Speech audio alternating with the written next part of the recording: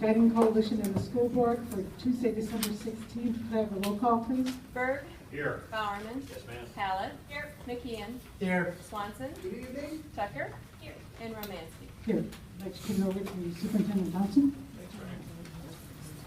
Well, there's a few things going on in our community this evening. I understand there's band, there's choir, there's boys hockey, girls hockey, city council, our meeting, boys basketball. What else? The list goes on. So with that, I really appreciate it. Thank you for being here.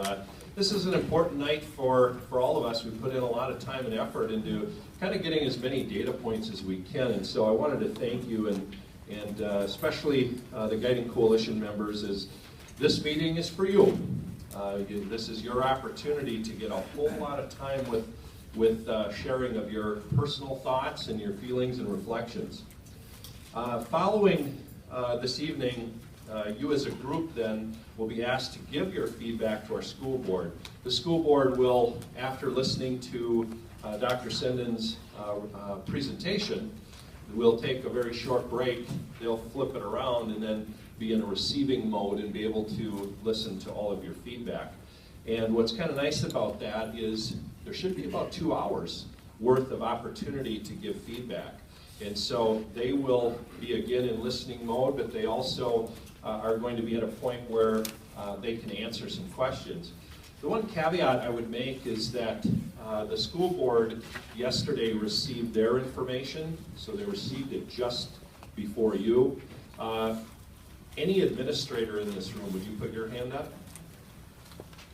The strong majority of these folks have not seen any of these results, so they're like you. They want to know what the results are as well. And so the caveat is it would not be reasonable to expect that anybody has made up decisions tonight. This isn't a decision-making night, nor would it be fair to ask them, you know, what your decision is, because they're not in that mode. What they are in the mode, though, is that we've got a month to 5 weeks before we intend to put a ballot question together. So part of that last month before a ballot question is put together is still a lot of learning and listening to do.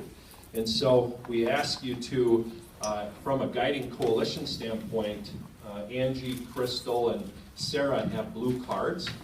And those blue cards, we're going to try and have Brad give his presentation in its entirety, probably about a 45-minute, hour window. If you have those questions as Guiding Coalition members, just feel free to jot those down so you don't forget them. And then we'll take that short break I talked about.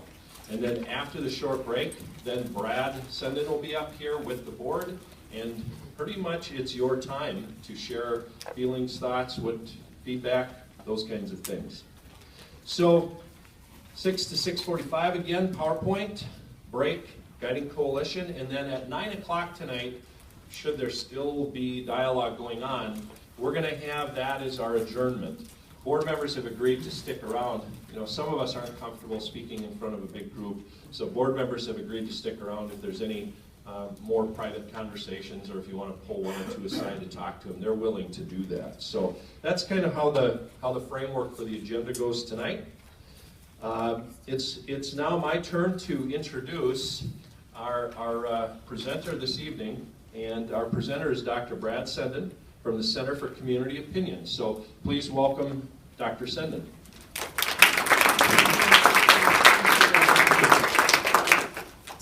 If you're a Guiding Coalition member, could you raise your hand so we can get you your card? Quick.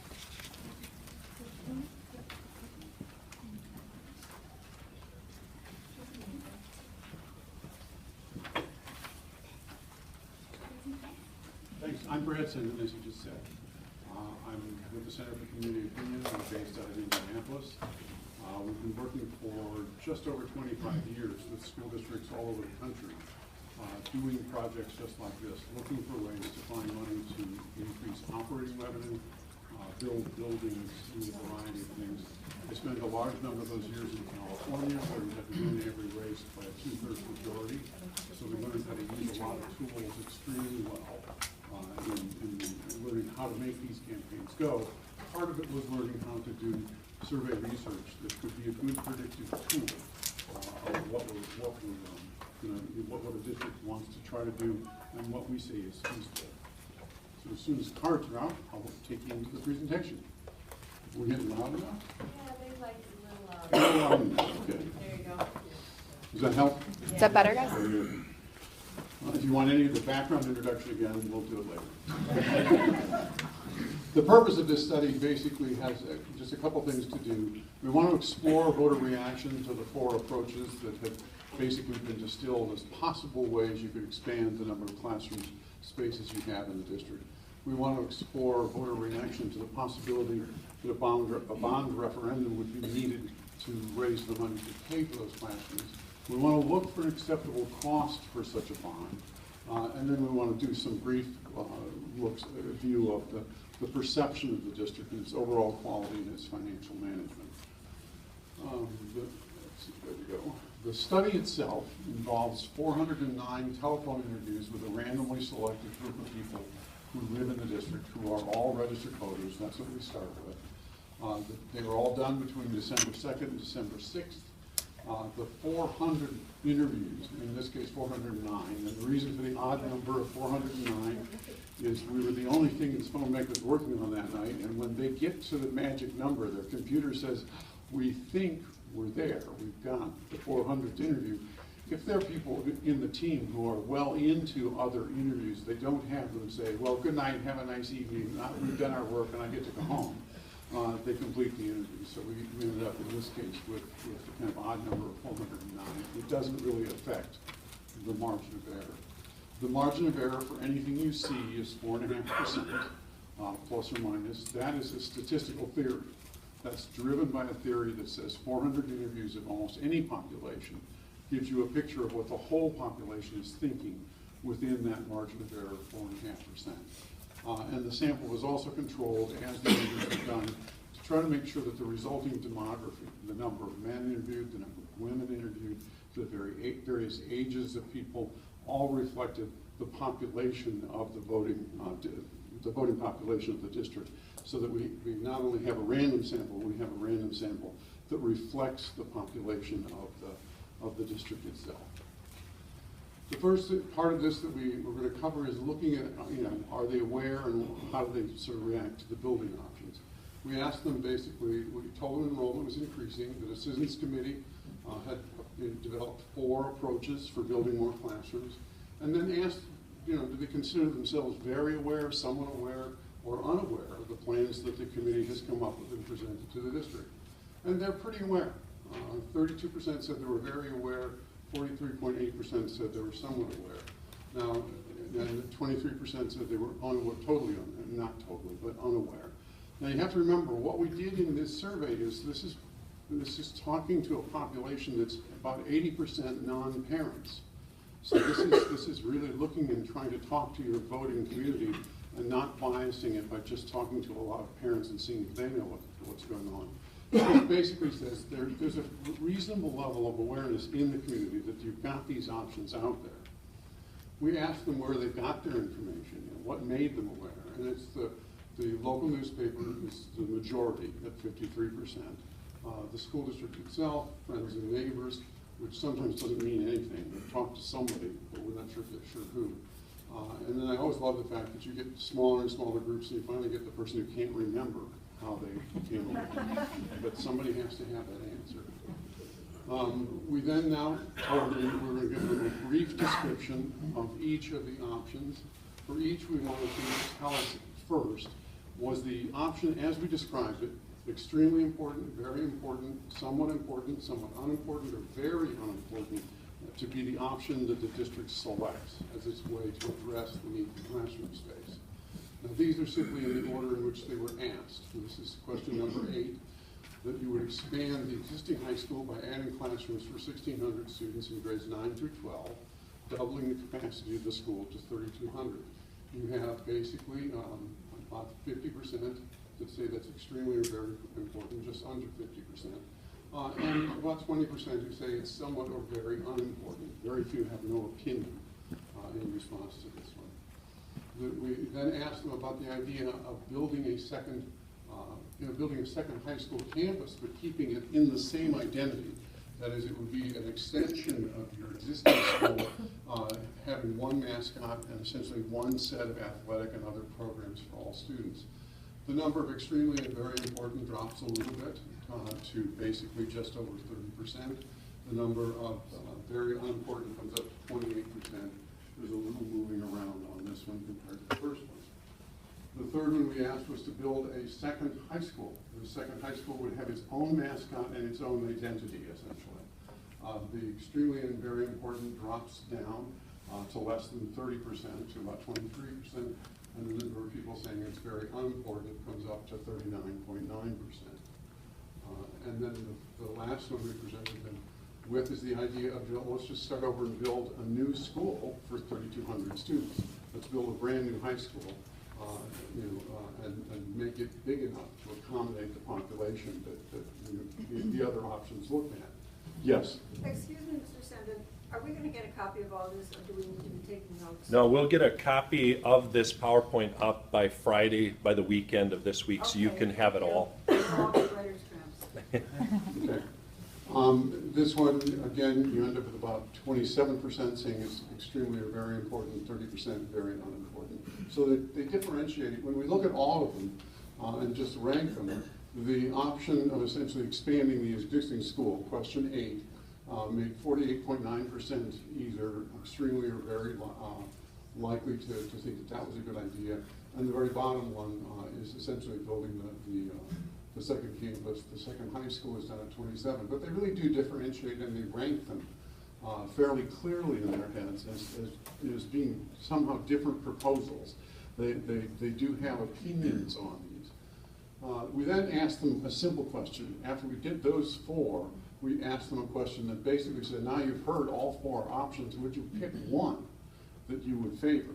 And what we got is the same kind of ordering, where the 41.6, again, just under a majority, not a majority. That's in ways is important. Nothing gets to 50%, but 41.6 picked the idea of adding 1,600 students to the existing high school campus. 17%. Now, what statistically is important about the next 3 is 17% said build a new high school for 3,200 students. 15% said build a second campus, and 14.7 said build a 1,600 student high school with its own identity. Those numbers statistically are all the same. There are little differences, but when you take into account a margin of error, they're basically all the same response. And the big difference here is that one of them got up into the 40% range, and all the rest of them were down under 20%. That's the big difference that this response sort of gave us. We then, at a different point in the survey, in sort of trying to understand what they were thinking, asked them how important, did they agree or disagree with the idea that it's very important to make sure that all high school students in the district participate in a school that has one mascot and one set of programs. And there's very strong agreement with that. There's just about 60% who strongly agree or agree, 4% who don't really have an opinion, and another 30 to 40% who strongly disagree or disagree with that idea. So some of what we were seeing is also reflected in asking them yet another way, how important is this idea? There is a majority of agreement with the idea that they would like to see this sort of one school, one mascot, one set of programs. There is disagreement with that. You will hear that in the community, but that sort of gives you a picture of what the thought process of all your voters is. We then asked them at the end of the interview, they'd heard all kinds of things by this point, because this interview went on for 19 to 20 minutes. We asked them if they'd heard anything that changed their opinion of the 4 options that we outlined for them at the beginning. And basically 81.9% of them said, no, nothing's changed my opinion. I'm sort of where I was. And 12.5%, or about 51 people, said that they had changed their opinion. So we asked those people, okay, you've changed your opinion, what's your choice now? And the bulk of that very small number of people, 51 folks, said they changed their mind to want the 1,600 student addition to the existing high school. Again, then 21% and 19% picking either a new high school with its own identity or a brand new 3,200 student high school. No statistical difference between those two.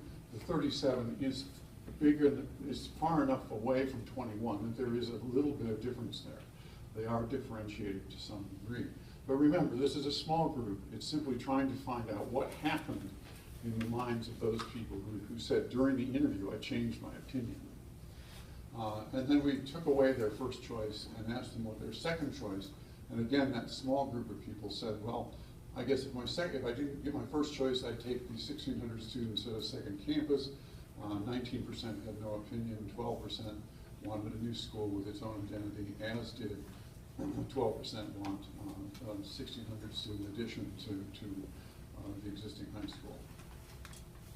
So that sort of tells us where they are with options. They kind of do, they asked a number of different ways. They do sort of focus on the idea that they'd like to see you expand the existing high school. Now we want to find out if they'll pay for it. So we begin a sequence of questions. Well, it's always important. We begin a sequence of questions with one that we split into two parts. The bulk of the people, all but about, I think it's about 55 people, had some option that they really liked. So we wrote question 13 so that if they'd selected an option that was their preference, they were then asked, in order to do what you would prefer the district to do, they might need to ask you to approve a bond referendum. For the people who had they hadn't selected an option or had no opinion in that question, they got a more generic version of the question. In this presentation, I've aggregated that just for the sake of comparing it to the final question, which does not break them apart. 65% said in one way or in response to one of those two versions of the question that they would favor such a proposal. 21% said they would oppose it. If you divide this up and look at the people who had picked an option of the four, they are much more supportive than the people who had picked no option. That's where the bulk of this 65% support is coming from in terms of who they are. We then presented them with information. This is sort of a way of beginning with essentially just a statement of fact that you want to do something, and now saying, I'm going to read you some statements about the bond referendum the district is considering, and for each one I'd like to know whether the information in the statement makes you more or less likely to support such a proposal. Now this looks at all of the statements at once, and we're going to look at them in a little more readable detail in a minute, but look at how much they essentially differ. You've got into the 70% range of people made more likely if the funds are used to improve safety and security or to increase access to computers and technology. And you've got 34 and 33% saying adding 1,600 students would cause you to have to move fields and parking lots in one of the four options that was discussed. And 33% saying they don't want, they basically are made more likely by building a new stadium at the high school.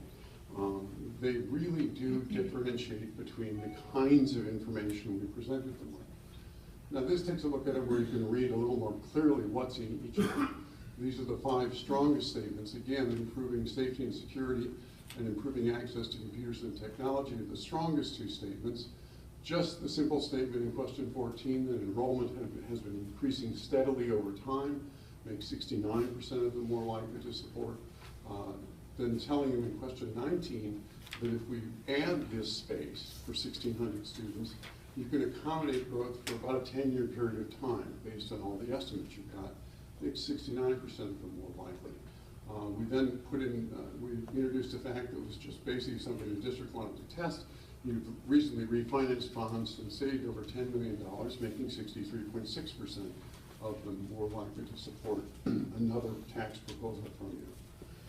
We then go on to get 59% who said they would be maybe more likely if they knew the funds were going to be used for deferred maintenance.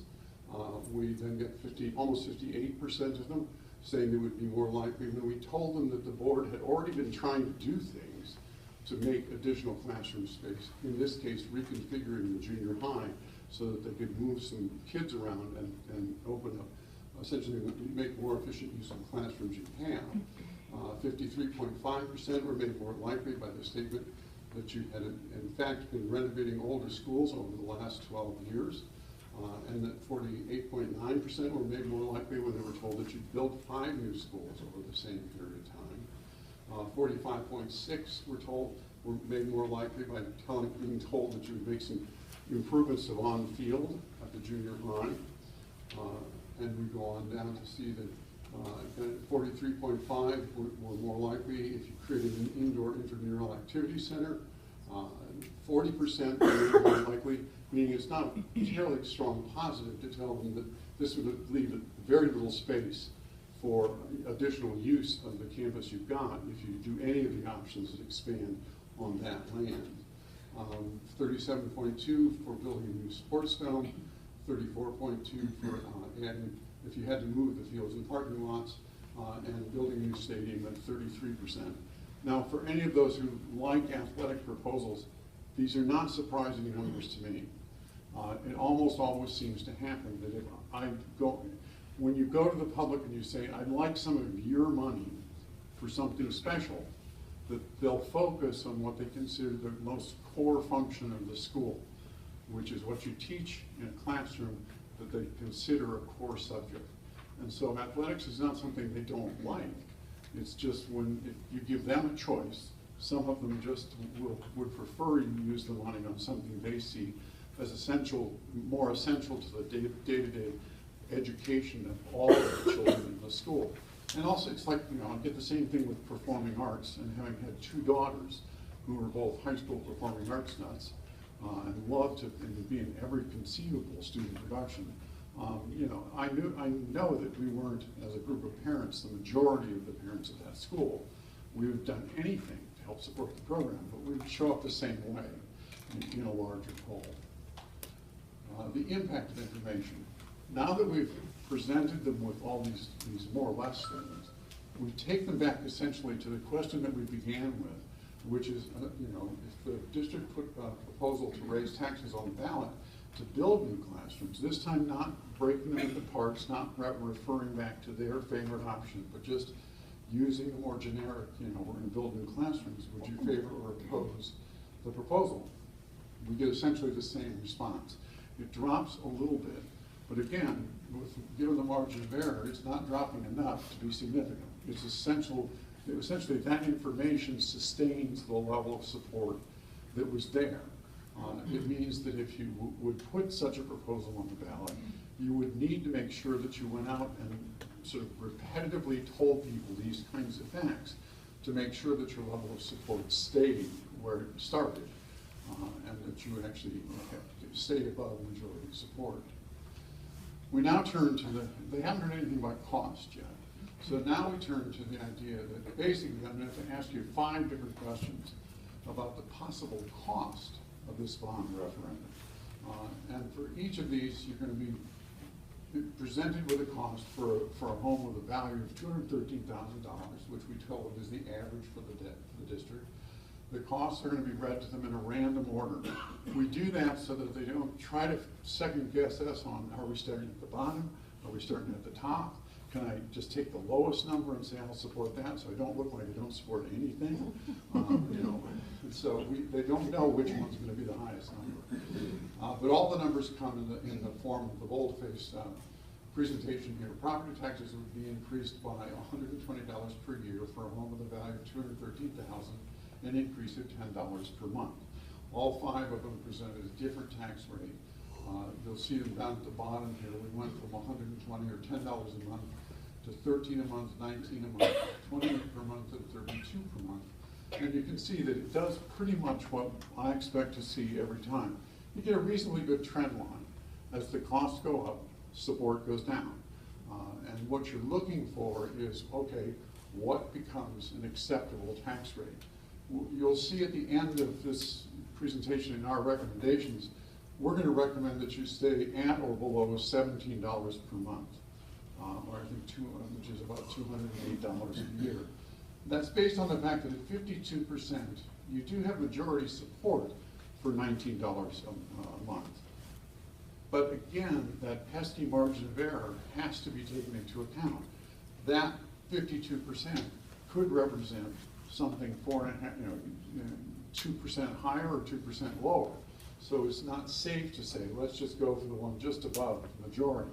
So we, essentially use the slope of a line to calculate where we think you've got a nice, safe place to be, allowing for the margin of error, and that will, when we get to the end, our recommendation will be $17. We then break. Now this is the first of a number of slides you'll see where we're breaking people up into groups. This takes the last 5 general elections that people could have voted in the district and uses it as a way to define people as very active voters in blue. There are people who voted in 4 or 5 of those elections. They'll get to any election you hold. Then in the red line are people who've gotten to 2 or 3 of those elections. They'll get to most of the elections you hold. And then the green line are people who voted in 1 of the last 5 elections, or haven't voted at all, but have been registered for anywhere between 12 and 18 months. They either haven't gotten to an election that they like yet, or in some cases, they're also people who moved here, registered, and then moved away, or something in life changed and they just never voted. So anyway, what's nice about this graph is the strongest level of support for tax rates is the blue line. The people most likely to vote support a slightly higher tax rate than do the people who are less likely to vote. Not by a huge amount, but this is a nicer graph to present than when the green line's on the top and the blue line's way down somewhere on the bottom. This is a good profile to have for the kind of support you want for tax rates. Now, we're going to look at more demography. What this set of slides is going to present you with is the green bars will always be where we started before we presented them with information. Basically, they're not informed. This is the level of support that they gave us when we asked them question 13 and simply said, they might put a bond referendum on the ballot, would you favor it? Then the orange bar is where they ended up after they heard information, and we asked them again. What this tells us is we've got pretty good gender balance, which is not always true. Men and women are about equally supportive. There's a little difference in them after they've heard information, but not a whole lot, and not enough to be terribly significant. This is not always true.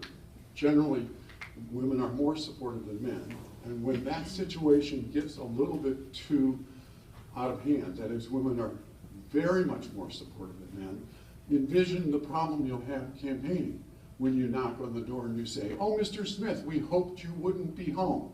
In this case, you can knock on the door and you've got good gender balance, and you can talk to either voter, and you'll probably be able to find support in a number of households. The age profile is pretty much exactly what we expect to see. The younger the voter, the more likely they are to support. The older the voter, the less likely they are to support. That does not mean you avoid older voters. You have to inform them. Many of them are very frequent voters. But it tells you where your support level is going to be richest and strongest. This is by parent status. Now, for this version of who's a parent, it's based on questions 35 and 37, if you see the full questionnaire. We asked them during the interview, do you have a student in the Shakopee Public Schools? And if they said yes, we recorded that, and they're a K-12 parent. We then asked them if they'd had a student in the schools any time in the past. If they said no to not having one now, that makes them what we label an alumni parent. They had children here sometime in the past, but they don't have them here now. And then the non-parents are everybody else. They don't have kids in the schools, and they have never had a kid in your schools. And basically, this is sort of also how we generally see the levels of support. Parents should always be the most supportive people of a school proposal. Alumni parents vary. Sometimes they're not as supportive as the non-parents. In this case, you've got a good profile. They are more supportive than the non-parents, and you will find you'll find support there in that group. Now, we also did. I was curious in this one. you know, remember we asked them if they were aware of the 4 options that were being discussed. And so I decided we would cross-tab by how aware are they for whether they support. And the more aware they are, the more supportive they are. It makes sense, and it's good to know, because it means education does, you know, generate support in your community. This is registration date. The only reason to look at registration date is because it's one more variable that's there that would help you set a target for who to go talk to. In your case, it doesn't make much difference. There's a little bit of difference between the level of support after information for people who registered between 1990 and 2004, but generally these groups are pretty much even in their level of support. You're not going to have to worry about it as a factor as you go and try to figure out who to talk to first and who to talk to last. And then finally, we looked at active versus less active. This is the same voter activity scale we saw in the tax rate graph. Your best support is among the most active voters in the community, and then you have pretty even levels of support among your active and less active voters. Good support in all 3 groups, just a little bit of differentiation, pretty much in a very positive way of how a proposal might be reacted to. Now, that finishes looking at the taxes, looking at the options. Now we just ask them to grade you, and this is actually very nice news. You have nearly 60% saying they give you an A or a B, and almost nobody giving you a D or an F. When asked a question that basically comes from the Phi Delta Kappa Gallup national survey on attitudes towards public education, which talks about the fact that students are often graded with an A through an F for their work. What if the schools in your community were graded in the same way? What grade would you give them? They give you very good grades, or they don't give you any grade at all, which is nice. This compares you to the Phi Delta Kappa data, and you're very comparable in the A's. You're a little bit better in B's, and then you have a higher unable to evaluate. Part of that unable to evaluate being higher may be simply a difference in how the Phi Delta Kappa people do their interviewing from the way we do our interviewing. And I don't know whether they do or not, but if you come back and you really try to make people sort of say, gosh, make a decision, pick something. You know, they go to C. Notice that the Phi Delta Kappa numbers for C are much higher than yours. And that tends to, I've experimented with this to see if that's what happens, and it is. They don't want to say anything really, if you force them to answer, they don't want to say anything really good, and they don't want to say anything really bad. So they give you a C, or they call you average. They do something in the middle. We then ask them to grade financial management. The A's and B's come down a little bit. The D's and F goes up a tiny bit, but generally they more of them can't evaluate you. This is typical of asking about a specific function of the district, in this case financial management, as opposed to asking about overall quality. We then asked them, this is an open-ended question. There was no answer to this question, no set answer. We simply said, what do you believe is the greatest strength of the schools in this district? And the teachers were named in some way by 35%. The 28% saying other or miscellaneous, there are all kinds of answers, but none of them fit any of these categories. So, and these categories get pretty small, so we left them all in a group of other. Eventually they'll all be edited enough that I'll give you a copy and people can read it. But curriculum and programs, diversity, the community and its support, the facilities, and then the 3% of the people that are always there who say there is no strength to the district. And again, there's always someone who's a promotion.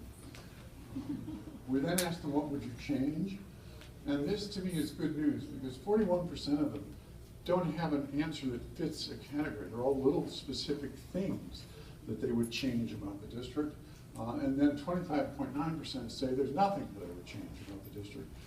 To me, in my doing these surveys over and over again, that's a very good place to be, because they're not fixated on something. They're not looking at something about the district and saying, we really need to change, say, the color of the paint they used for the new school. It's terrible to make up an absurd choice, but they could fixate on it. They're not fixated on anything. A large number of them just aren't looking at anything that really needs to change. And that's like, it's the other side of giving you good grades when asked the Phi Delta Kappa question. We also always ask this question, do you agree or disagree with the idea that I would never vote for a tax increase no matter what the money was raised for? And you're in pretty good shape. You've got about 17% who wouldn't vote for anything, they say. And then you've got large numbers who disagree with the statement, over 80% who would vote for something. That doesn't mean that if you put it on the ballot, they'll vote for it, but it means they'll consider it, which is a good place to be. I've been in places where the number of people who say that they wouldn't vote for anything is bigger than the required majority for approval. That makes life difficult. Future communication, we asked them how they would prefer the district talk to them. We gave them the options of through the district's webpage, regular mail, email, social media like Facebook, an election flyer from the district or the newspaper. And basically, the newspaper got 29.8%, regular mail got 29.1%. In many, many ways, when you pull the crossover apart, look at the parent versus non-parent community, because that's what you're seeing. The non-parent community wants the very traditional newspaper and mail communications. The parents are looking much more at email, social media, and the district website. That's sort of what you're seeing here. So in some ways, what this question, when you look at the details, tells you is you've got to start looking at how to differentiate the vehicles for delivering information. But our recommendations, they do have a preference, as I've said as we've gone along. They really do, in testing in a number of ways, seem to really prefer, not a majority, but you've got a plurality that prefers the idea that you expand the existing high school to put more students there. There's a good base for a bond referendum. Information does not increase support, but it sustains it. And that's important because it's sustaining a level of support higher than the required threshold. This is just, when you get the copy of this, this lets you see the language we used in the 5 best statements made in the survey, making more than 60% more likely. We then go on to make our recommendation of $208 a year or $17 a month, and it's based on these 2 responses. At $13 a month, we're essentially at 64%. We're well over the required threshold. At $19 a month, we go to that 52%. And what we're suggesting is allow for the margin of error, be a little bit conservative, and go for 17 or just below it if you can, and you should achieve majority support. Finally, the perception of the district is very good. With a very high 62%, giving you an A or a B for your overall quality, and almost 40% giving you an A or a B for your financial management. But that, in a nutshell, is what we found. This is who we interviewed. What you're seeing in these graphs is the blue bar is we know when we start, because we can count them in the voter file, how many men and women they are, and the red bar is how many men and women were interviewed in the survey. We got the gender balance roughly, almost exactly where we wanted it. We got age pretty close to where we wanted it, even picking up the 18 to 24-year-old population as it exists in the file, which often is very hard to do. We sort of kept parents where they were supposed to be. Now this parent number is different than the one you looked at when you saw parents and alumni parents. This is creating a control number by taking the parent records of the district, matching them to the voter file, and coming up with a number that says 20 to 23% of the registered voters are parents. So try to make sure your interviewers don't go nuts and give you back 40% parent interviews. Just, they should make sure that they come in, and they did, very close to the number of parents that actually are in the universe of voters.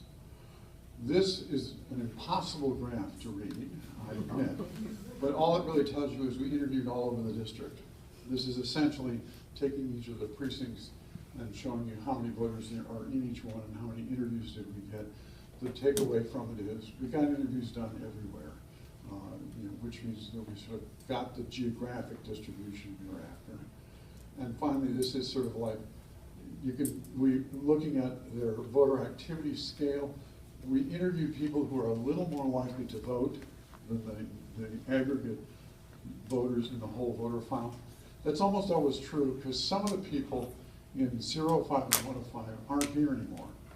They have that weak voting record because they moved, left, died, but somehow they're not voters here anymore. And the ones who are voting all the time are definitely going to be here. With that, we want to leave the lights back on. Yes. You want to hit the lights there, I'll Bob? walk through the results.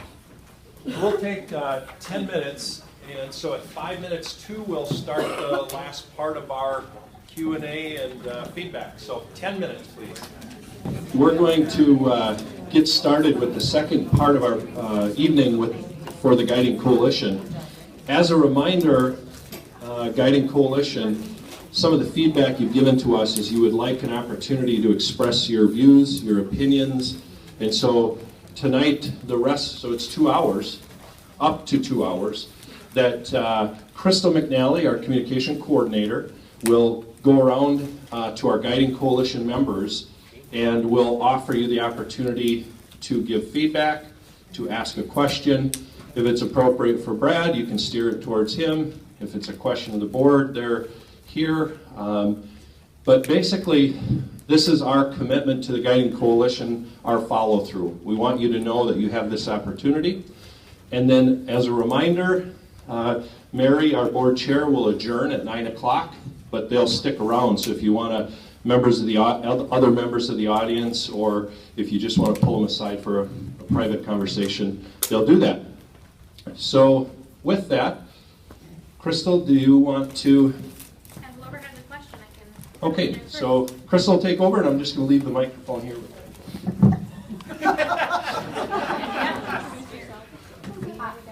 All right, hi, I'm Christy McCutcheon. I'm on the Guiding Coalition. So I had a question about the percentage of the non-parents that were in the survey, just to kind of understand that part. So that was I think you said that was a control group. Is that because that's, I guess, how our community is set up, is 80% non-parents? Yeah. Or, okay.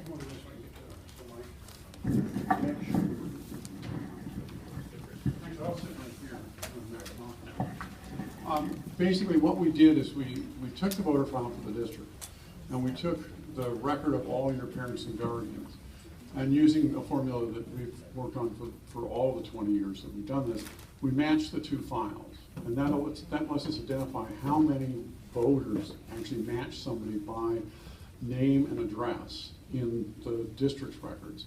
And that's what gave us then the control number to say parent interviews ought to be about 20%. Now, when we asked them the question, we always get a slightly higher number than that. I think if you recall, we got about 30%. So that's probably roughly where your parent population is. It's upwards around 30. I'm a good example of that. If you pulled my child's school records, they'd have Brad Senden recorded. But I'm legally named John Bradford Senden. So if you then tried to match Brad Senden with John Senden, you'd get a failure. And so therefore I wouldn't be seen as a registered parent. And there are all kinds of variations on that run through the voter file. And despite all kinds of tricks I've learned about cleaning the records of both the voter registrar and the district, there's still people who it's just quirks of how their name is used, what name is recorded, when they use their middle name. But we think that your parent population is of the registered voters is somewhere between 20 and 30%. So what we did when we did the interviews is to really ask them to stop. They don't just go and do parent interviews and then on the third night say, okay, no more parents. They space them over all the nights that they're on the phone. But to make sure that when they're done, they have about 20% of the interviews with known parents that I identified for them, and 80% of the interviews with non-parents. That's not atypical. It's very unusual to see a community with a very high. I think the only one I can remember is a community outside Los Angeles, which was almost all brand new homes. It was like one of those places that was built in a week.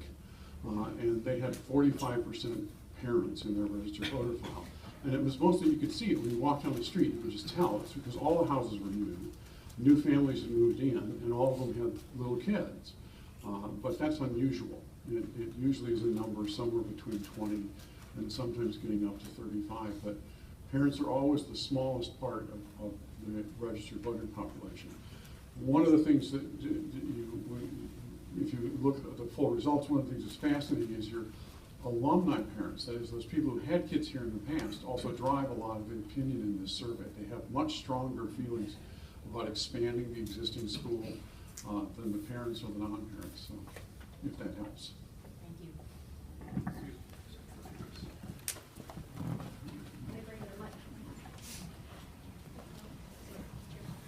Kim Wallach, I'm a member of the Guiding Coalition. And one question, follow-up question kind of have with that is, the district may be broken down that way overall, and up to 30% of parents, but what is the number of likely voters? I mean, is there any way that we track that in any way? And this is going to be probably, if it's going to be like a May type ballot referendum,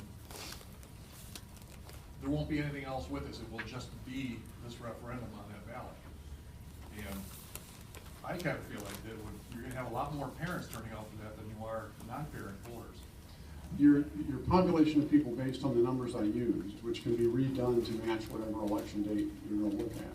You know, I can redo that, but I use November elections just because all those records were readily accessible in the data we got from the county.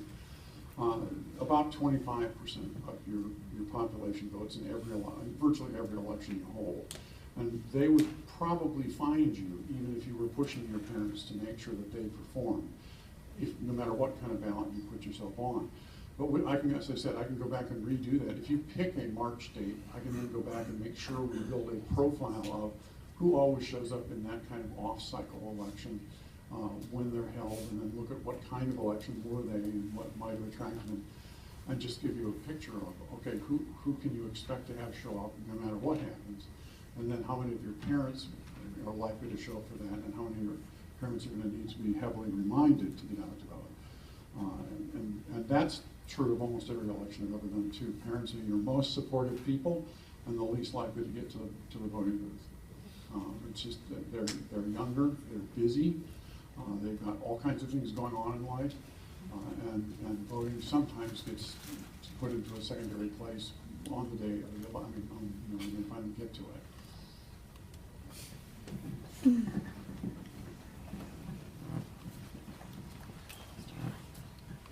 Thank you. Kevin Wetherell, I'm on the Guiding Coalition. And I wonder, in your survey results, did it tell you anything, I know you didn't ask a specific question though, about the timing of the referendum?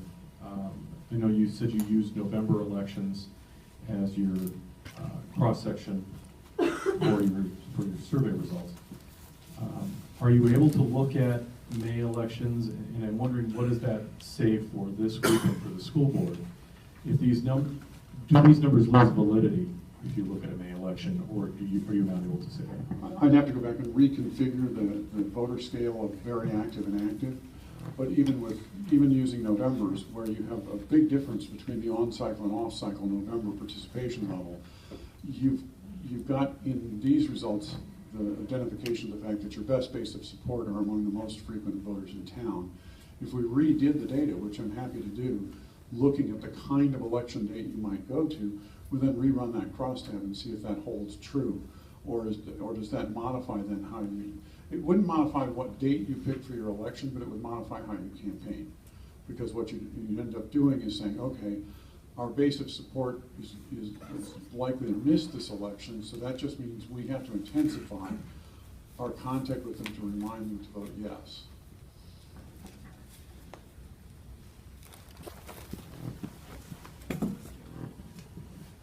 Alan Larson with the Guiding Coalition. I think the last time we put a referendum out, we did a survey, and as everyone knows, the survey results were not indicative of the actual results. How do we know that we got a better person doing the job this year? I can do the commercial if you want. There are always surveys you do which predict that something is going to work, and then and they don't. I mean, there are false positives in this business. They do happen. But I think the commercial I'll give you, the best one I know of to say this technique of interviewing only registered voters and then making sure that you balance your gender, age, and voting habit distribution the way it should be, works, is we did a community college with 475,000 voters in it. There is no way that community college could campaign for the bond that they needed to do. They couldn't raise enough money to send a postcard to 475,000 people. That was just going to be impossible. So they followed our recommendations to the letter. They took exactly the rate, the bond size, everything I told them to do, and they came in within 0.5% of what we had predicted they would come in. So there are times when you get these scarily accurate pictures of what did the survey tell us and what happened.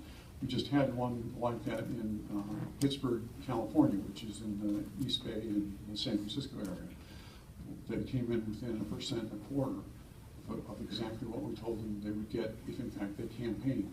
Now, all kinds of other variables can cause that to go away. If your campaign doesn't come together, and that's where, to fully answer your question, I have to take a look at not only everything you did as a campaign last time, but look at the voter file and see who voted in your last election, and then compare that to what my data says and any of the data that Morris collected, to simply say, okay, did a different universe than anything we thought was going to show up? And if so, were they coming out of all the places that both surveys said there's some danger here if they turn out? But that just requires exploration of the voter file. So there are times when these fail to predict. Sometimes they're based on campaigns and campaigns that don't quite get everything done. Sometimes they're also events that you have no control over. I know one of my partners had an election and he was still a superintendent on the day after Black Monday. Well, guess how well that proposal did? It had surveyed really well, and it did miserably. So sometimes things happen that you can't control. So to answer the question fully, there are all kinds of things I want to pull apart. But I know the tools can be highly predictive, and they can be very accurate. I also know that they can tell you something, that you can have an election that you didn't expect, that different people show up or different parts of the population come out.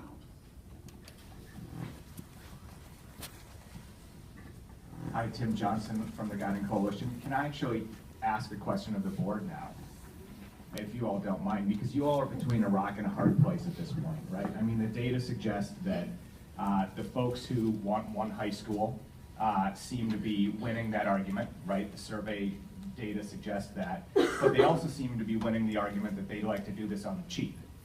And we know that the numbers have already suggested that either a new high school or a 1600 addition to the current high school has already increased to, I think the number is 87.5 million. And you all can correct me, but I'm guessing it's $17 per person per month, $208 a year. That's only about 92 to 93, maybe 95 million at the outset, right, on the outside of it. So I'd like to hear from you all, right, and what you're thinking at this point, and that is, do you want to, I know you all want to do what's best for the kids. So are you willing to buck what the public opinion polls are saying? And I know you don't have real answers to that yet tonight. You're going to debate this for several more weeks or a couple more months. But the bottom line for me, and I think for everyone in this room, is we need to start hearing what you all are thinking in terms of where you want to go, right? Because politicians, which you all are not, can follow what the public says, but you can also do what you know is the right thing to make sure the kids in the school district are taken care of properly. And doing something on the cheap that is not really good for the students is going to kill this school district. And you're going to start losing kids, you're going to start losing parents, you're going to lose social capital. I'll be quiet at that point because I'd really like to hear what you all are thinking given what the public is reacting to in this poll.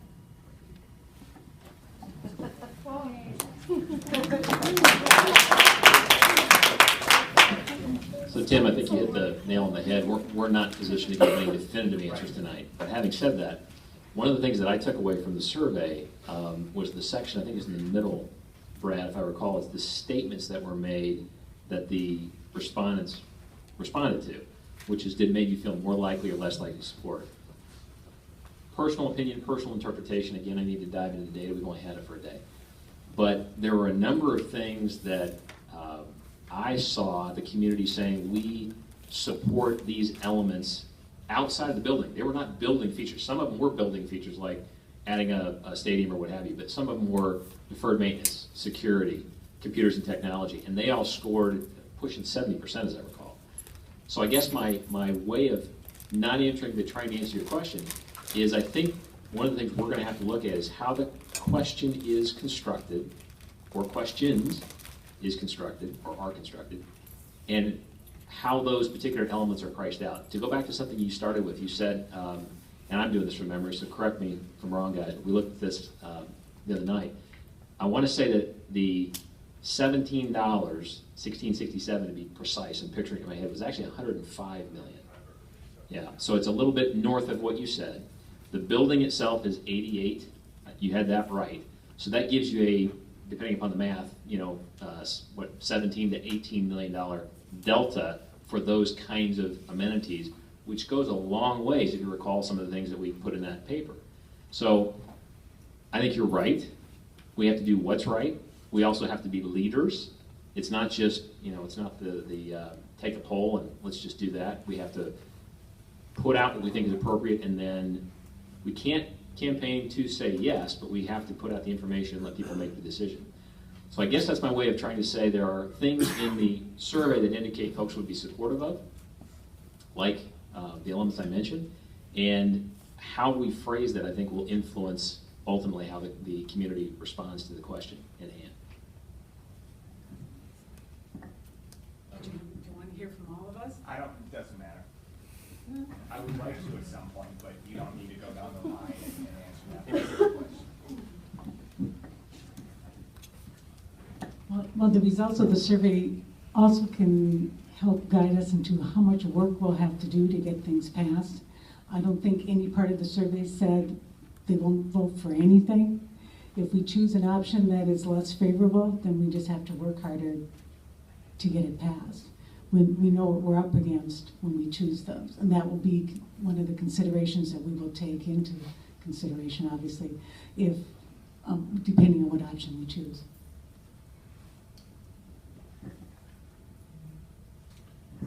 Actually, I will take a stab at it. Surprise. Whether it's on the cheap or not, I guess that's a matter of opinion. Everybody's looking at it through a little bit different eyes. We came to this group after a pretty large failure, and we've already gotten an awful lot done. You know, we have ninth grade, and we know we're going to be moving that to the high school. We think that's a very positive move. You've approved the technology plan, and we've got that in place. We think that's a very positive move, and we're seeing great public support for that. We have a teaching and learning plan that is taking us to areas that this district has never gone to. And I think that is going to be much more important than any facility. And when you saw on the survey where facilities ranked among all these things, it was quite a bit down the way. So as long as we can count on, and our administration tells us that we can provide an excellent education under any of these 4 plans, then I think we're just going to have to go forward and do whatever we can do that will be the best. And that is there are a number of best that we have to look at. And there are a number of goods. Now, it would be sad to not take the very best possible plan for facilities. But it would also be very bad if we ended up having to go and do like I did when I was in junior high and high school and have to go to a split shift because we just don't have enough classroom space for all the students. And that was a very bad situation. So we have to weigh that. And you're right, we have a number of holidays ahead of us on that. I mean, I agree with you that we're in a very tight decision-making process. I have no clue. We were so enthralled in this 2 high school thing for so long. For me, I can't tell you what I'm going to do. I have to weigh everything out. But I can tell you that when I make the decision or what my vote might be, it's going to be based on what's best for kids and what's going to be best for the future. I don't want us to pigeonhole ourselves into what are we going to do in the future, and what do we do if we have to add on to another high school. So those are going to be things that I'll be thinking about. All right, we'll run down the line, might as well. I want to echo one thing that Chuck had said, and we talked about this last night, and that's that I don't know how many of you people have actually taken the time to get to know Dr. Thompson, Dr. Bezek, Nancy Toole, Scott Hare, our administration, JP Orlowski, but we have a rock star administration here, and sometimes I don't think we take enough time. We throw darts easy enough, but we don't say thank you anywhere near quick enough. And the fact of the matter is these guys are, and gals, sorry Nancy, are visionary. They really are visionary, and I really do believe that although in my heart of hearts I know what I feel is the right thing to do, I'm going to entrust them that whatever we come up with as a body, they're going to make it work. And they're not just going to make it work, but they're going to make it thrive. And I have to put my trust in the fact that we got a lot of progressive people here that, and I'm going to use, yes, I said progressive. That's, I know, weird some people out, but I said that. That's the future. How you guys went to school isn't how kids go to school today. And tomorrow it's going to be different again. So who are we to say what it should look like when it's all said and done? We got to trust the educators. My friend Sean here said once, when you're sick, you go to a doctor, you don't go to your neighbor. We have doctors here. That's what they do for a living. They are here to tell us how best to take care of kids. Our job here is to govern this thing and to try to figure out, is this the track you guys want as a public to keep us on? But at the end of the day, we have to defer to this body over here. And if they say we can make it happen, I got to trust them. And we're gonna figure out what plan works for everybody's pocketbooks. But at the end of the day, and I said it before, it's got to work for the kids. And if they're willing to make it happen, I'm willing to stretch. My ask, though, is that everybody in this room is going to have to stretch on some level. Not anybody, there's no one person in this room that's going to get everything they want, or in this town. So as we go through this process, everybody needs to kind of put themselves in check and say, what am I willing to do personally to lead strong with whatever decision the board comes out with to make this a success and to change the narrative in this community. So I would just start thinking about that. Are you following him?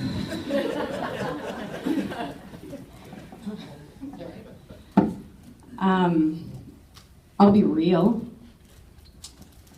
Maybe shouldn't say some things I'm probably going to say. But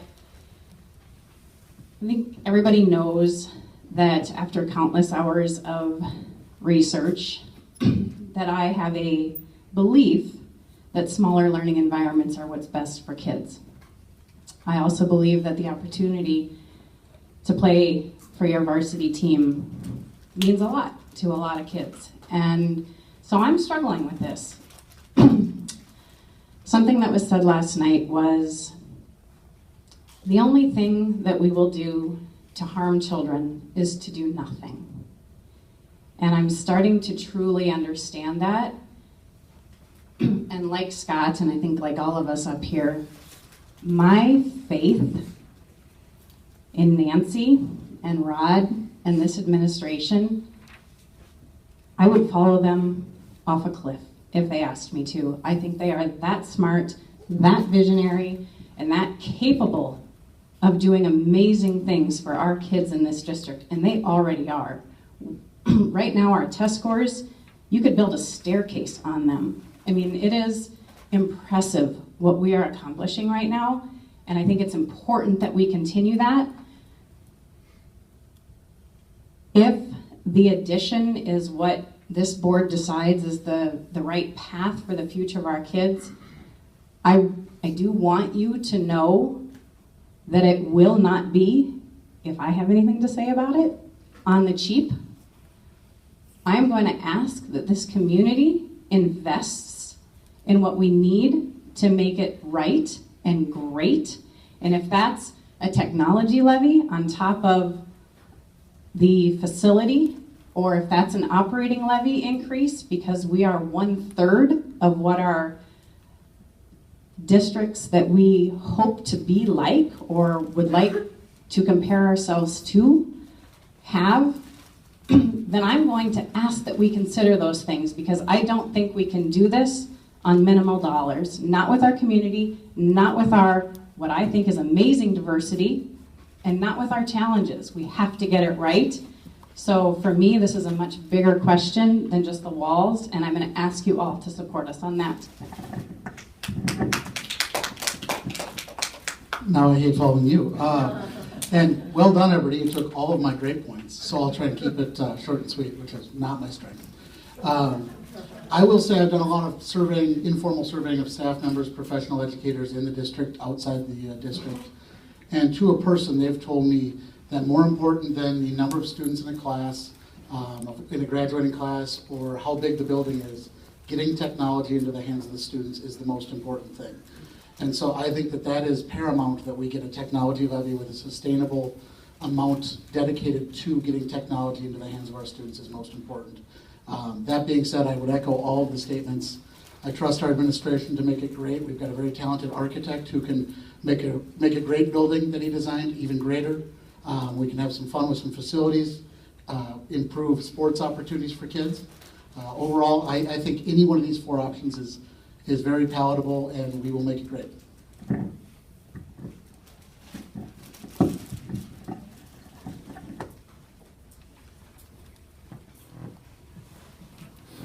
My name is Sue Marshall, but I'm actually have a question from Jane Dubois, who had to leave, so I'm reading these for her. She has a comment and then a question. And her comment was, I question the average home price in Shakopee at $212,000. I believe townhomes are included in that number. She just wanted to make that statement. And her question was that out of the calls on the survey, how many were landlines and how many were cell phones? Thank you. I'd have to look up the cell phones versus landlines. They're mixed in there together. I mean, because some people don't have landlines anymore, or have one that don't answer it anymore. I only answer it. So I know there's a mixture of the two, because at this point, when we take a load file and run it through the phone enhancement process, we get a record of what's a cell phone and what's not. I tend not to. We don't have to pay attention to that because it's legal for me to interview people with cell phones. We get the designation because it's illegal for a retailer to call you and try to sell you something on your cell phone. But the number's out there. I can find it if you need it. I think that's fine. Thank you. Next question, anyone? Michael Morris with the Guiding Coalition. I just had a question about the content that was delivered to the interview participants. Were they given information that the 1,600 student addition, regardless of where it is located, would likely be too small for the district's needs in the 10-year time frame? There was a question about the fact that what the information that we had was that this would meet a certain number of years worth of need. That made, I think, a majority of them more likely to support. We didn't go into any lengthy discussion of it because they don't know much about enrollment projection, but we did talk to them about the idea that this is attempting to build something that addresses a problem for some period of time. We also, if you recall, there's a question where we said if we do this, we're going to have very little land left to deal with what comes next, and they reacted to that also. So we have their reactions to those ideas. We didn't have a specific section where we tried to educate them through that process, but we did ask them about it. Thank you. Any coalition questions, comments?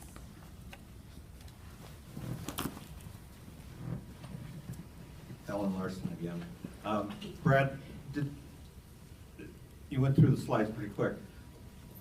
Did you ask, would you vote against a certain proposal? Like, I mean, there's the add-on group and then there's the two high schools, and you may vote against one because it's not the one that you wanted. Did that come through at all, or is it just, do you favor or not favor this proposal? We didn't ask them specifically, partially because of time. We were already up to about 19 to 20 minutes of time on the phone. So I didn't have a section where we specifically then went into okay, you said you'd vote for this tax amount, does it apply to this one or that one? But in the crosstabs that I've looked at, where you take the data and you take do they favor or oppose the tax rates, or do they favor or oppose the general proposal, especially after information, and crosstab it with their reaction to the options, you can pretty clearly see that each of the options has a very similar, very strong base of support.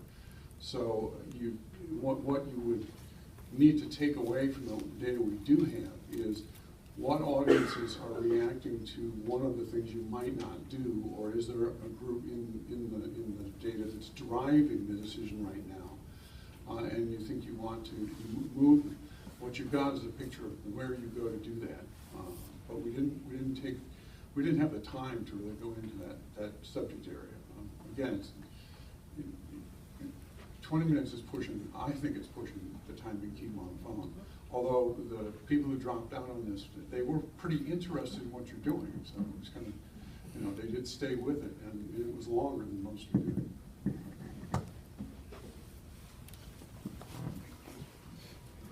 Hi, Christine McCutcheon again.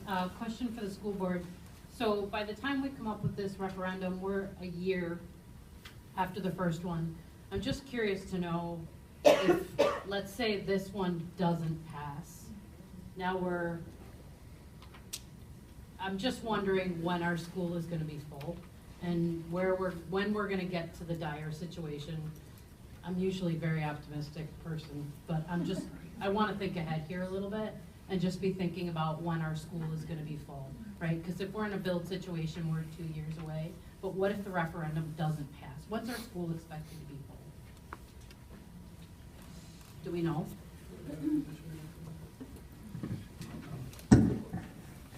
To some extent, we're already there.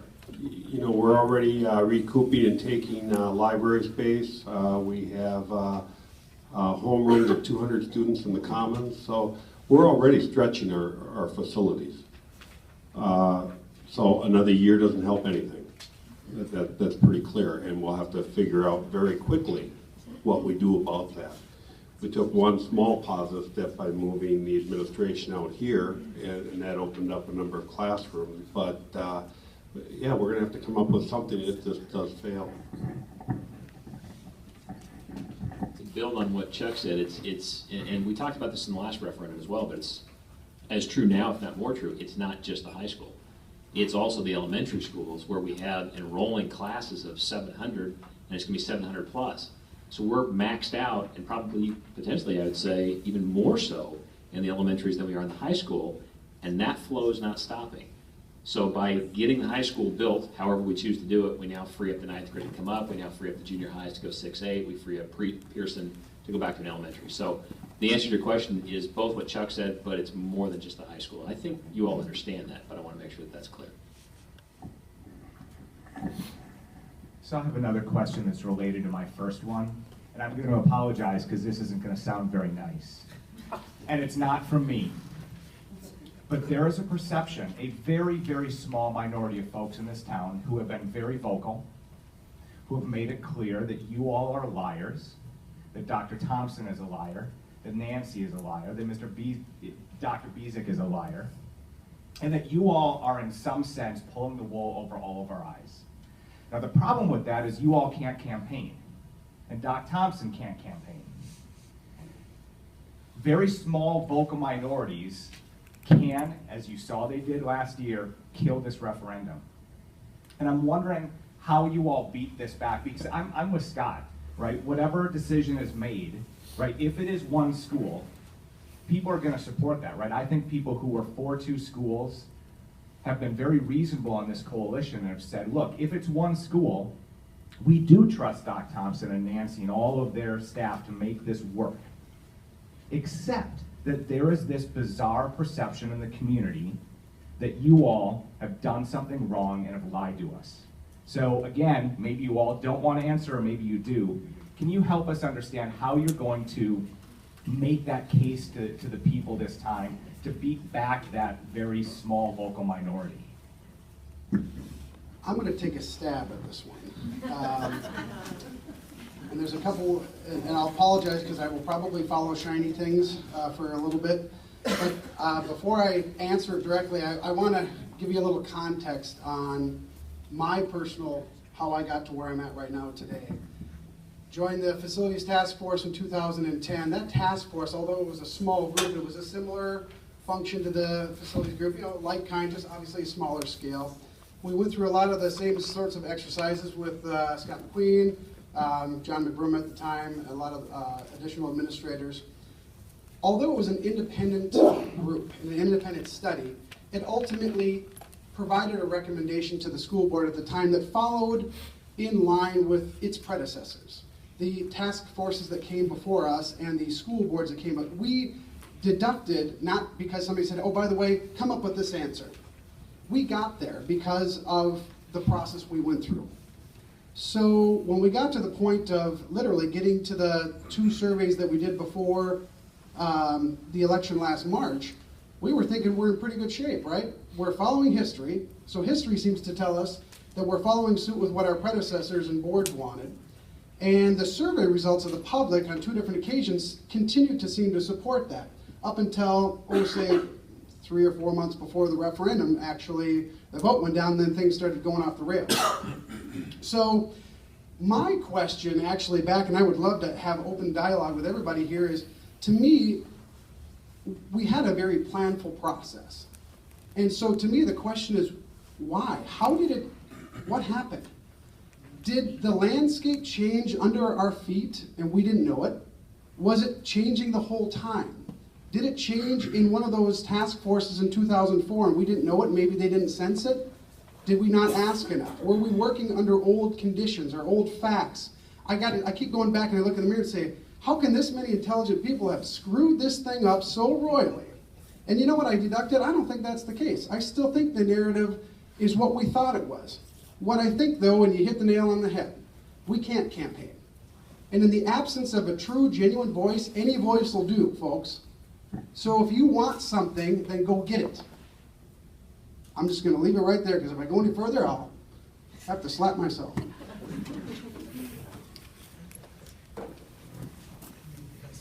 Yeah. Kevin Weatherall again from the Guiding Coalition. Yep, sorry. Sorry, I'm going to take a stab too. Yeah, that befuddled me.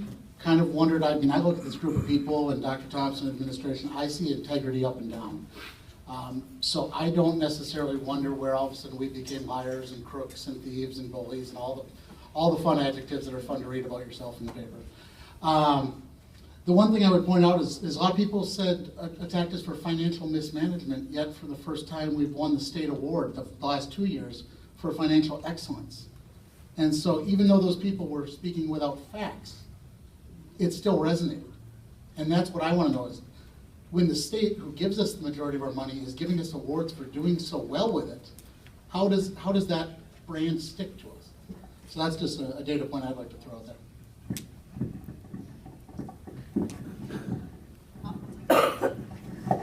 I was just thinking if it kept Kevin from talking, I would voice an opinion as well. I took it a little personally when people said that the board was a liar, you know. I was around, I wasn't on the school board when the last school was built. And did they say they could add on to it? I remember very distinctly they said, yes, we could add on to it. In fact, they showed us where that wing would go if they added on. In the same breath, they said, or we might build an elementary out on this extra piece of land. We have that flexibility. But to be honest, they might have been better off not even saying we could add on to it, because other than that building, tell me one we haven't added on to. We can add on to every building. It really kind of goes without saying. The other piece that came up is, well, you're trying to push it down our throat. And I would at least ask people to think critically about that. I have no children left in school. And I probably am not going to have grandchildren going to Shakopee. My kids live in Eagan and Minneapolis. So what incentive do I have to build a second high school? I really don't have any. I get to pay more taxes, but it's the right thing to do. And it was the best option we had. And I still believe it's the best option we have. And that's why I was supportive of it. No other reason. Why would I push it?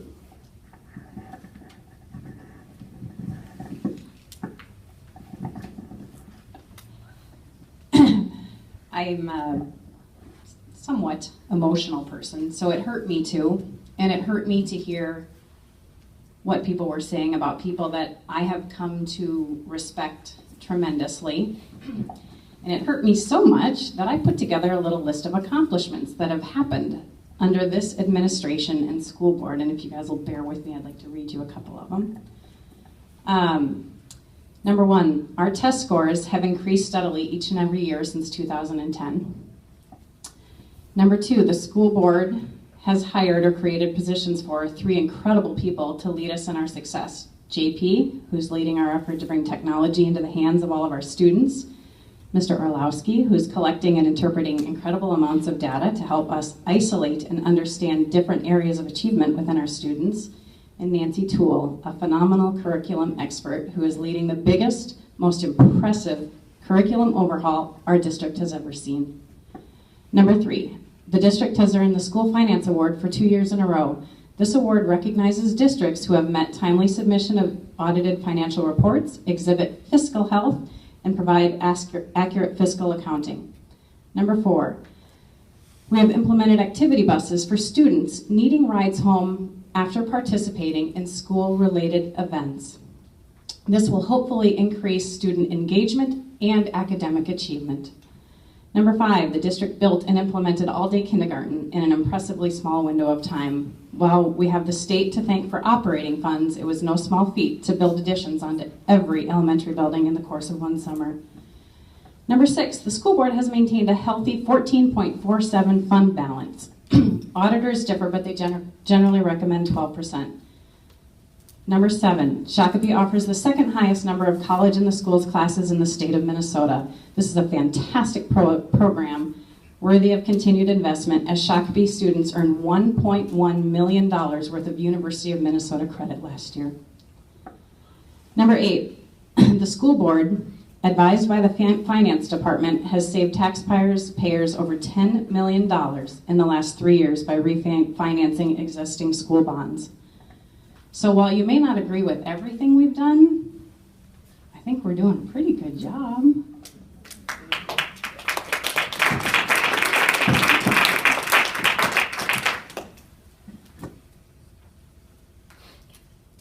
Okay. Chuck's right, I have an opinion on a lot of things, as many of you know. But I want to get back to, Scott, to your point about asking, in response to Tim's question. I think one of the things that I felt, and I think I've shared this with some of you, and I apologize in advance if it's going to be harsh, because I think it kind of is, that I felt during the last campaign was I thought I was looking for the board to lead more. It's not about campaigning, it's about explaining to the public why you support what you put on a ballot, okay? And I think, I went to a lot of those. I'm not going to use this. I went to a lot of the listening sessions, and Rod was up there at every single one of them trying to explain the rationale that this group of elected officials had behind the decision that they made that quite honestly came in large part before he ever got here. And there was a disconnect there, I think, with some people. And I would encourage you, every one of you, to go to those as you're rolling out whatever your decision is, whether it's 1 school, 2 school, or whatever, and tell the public why. Because you're the people who are elected to do this. So people put their trust in you, and you need to go out and you need to convince us. And that's not campaigning, that's explaining. And I think that's a fine line to some people. And maybe you're not comfortable with that, but I think that's what the public needs. Because when you don't do that, Scott, that's when you hear the small, very negative group, because you're not out answering the question. And I know you were some places. In some ways, I think it came too late. And I hope all of you think about that going forward.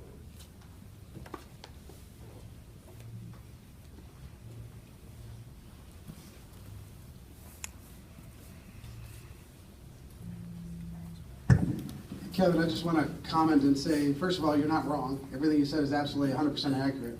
For my role in that, this is my first election.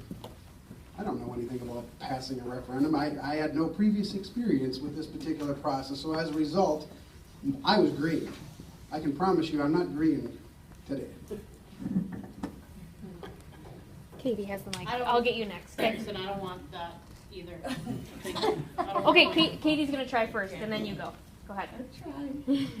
My name is Katie Hewitt, and I'm on the Guiding Coalition. And I think we all know how powerful social media is, and I really feel like for this referendum to pass, we need to use that as a tool to educate people. I think it's really easy for people to hide behind a profile picture of their dog and get really nasty and spread nasty rumors and say horrible things about people when they're behind a computer screen.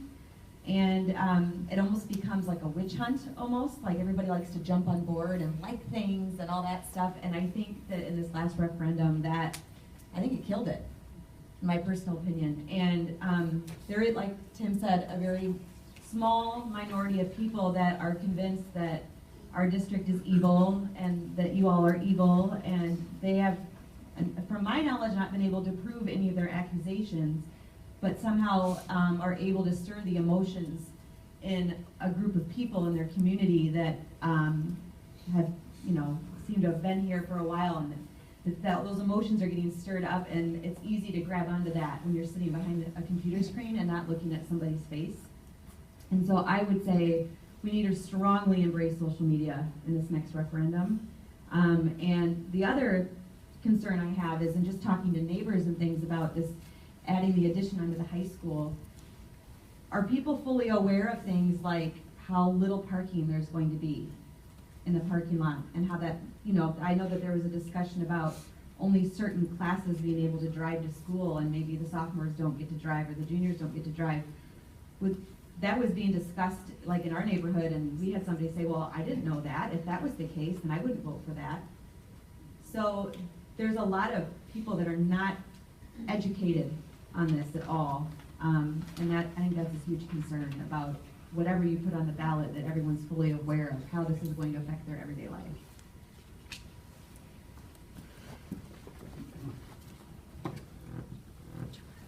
So I'll stand up, but I have, when it comes to sending information and getting the information out, one of the problems that I had with the last referendum was the information coming home with my very small child from her elementary school, and it coming home in the red folder, and her saying, Mom, you have to do this, Mom, you have to do this. And I had a huge problem with it. And so if you guys can maybe be more mindful or thoughtful about that information. Our very small children aren't necessarily aware of all of this stuff happening and all these details, and she didn't understand it.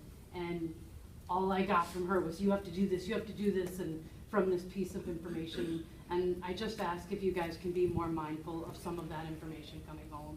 And she's not old enough for me to have that conversation about some of that with her. And all it was for her was, Mom, you have to do this, and we have to do this. And I was not in support of two schools, and I couldn't have that conversation with her, and it caused some issues in my house with her, and I just asked for you guys to be mindful of that. And I think there was like a sheet coming home like 2 or 3 times a week, and I just asked that you guys be mindful of that, please. And thank you, because it was a problem. Ma'am, can I ask you something? I mean, what do you mean by she bringing this information to you? I mean, do you mean that she prompting you have to vote, or do you mean the amount of information that it came in the red folder? I mean, what is exactly that? I was not prepared to have the conversation with her. She was coming home saying, Mom, we have to have 2 schools. Mom, we have to have 2 schools. And I wasn't necessarily prepared to have the conversation with my very small child about the 2 schools. I didn't agree with it, and I wasn't ready to necessarily have that conversation with her. I felt like it was being pushed through the elementary schools that we have to have that. And I didn't agree with it coming home through the schools that we have to pass the 2 schools. Because like in my end, I will say that it's something that I did like, that my elementary school children came home with information and asking. Sometimes after the coalition meeting was done, I will go to them and was like, what do you think about this? Or what do you think about that? And they were aware around what I was talking about and asking about things that, what is it going to happen in high school and what am I going to do? And I wish I can see that. So I got a lot of feedback from them. So, I mean, I don't know, I mean, obviously everybody feels different and everybody has different levels of conversation, but I do think that having them, you know, like I was saying, like an explanation even for kids, maybe the way that, you know, maybe they don't understand maybe what it means, but they can bring a lot of feedback. And I like that they were incorporated in some discussions in their level. But I mean, I don't know how that can be positive or negative feedback in this case. But I do like that you incorporated everything from small children to, you know, people who have no kids. Not me, not at the elementary level. Kind of to piggyback off of that, Neighbors who didn't have elementary kids didn't have access to those sheets coming home, and my neighbors were saying, how can we get that? And so I think that's a big piece too that They can come to my house. red folder. So anybody who doesn't have a red folder was asking for those sheets, and so that's something to think about, that maybe we diversify how we spread the information out. Can I ask a question? And I don't want to be a smarty, but if it would have been an addition and that material was for an addition, would you have the same issue with it? Was for an addition? Yeah, instead of a second high school. So because I didn't want. Yeah, let's get to the crux of the matter. Was it the content or the fact that we had the material, period? You don't think it would have made any difference? Okay, just curious. Thank you. That wasn't what it was about.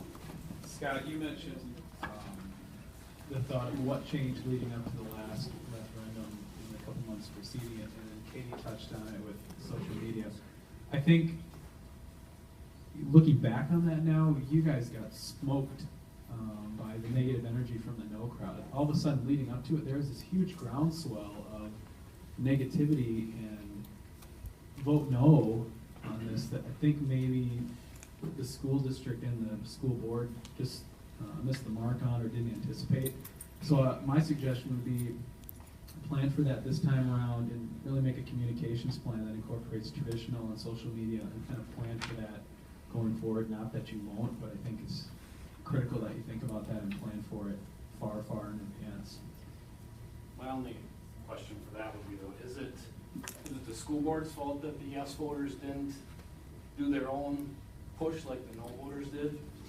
Because I know we're focusing on them, but maybe that's the yes voters' responsibility to do more of that as well. Good point. I'm not disagreeing with what you're saying.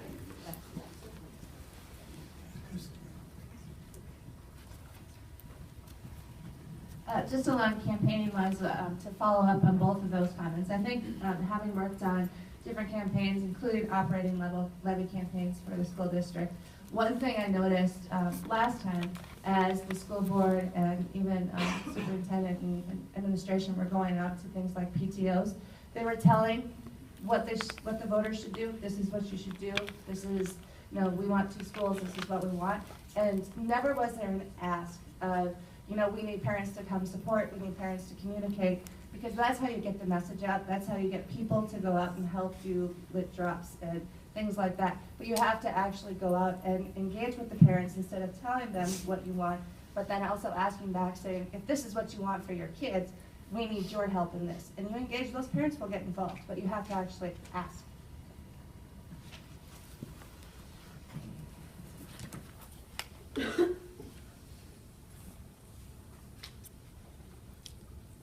Crystal.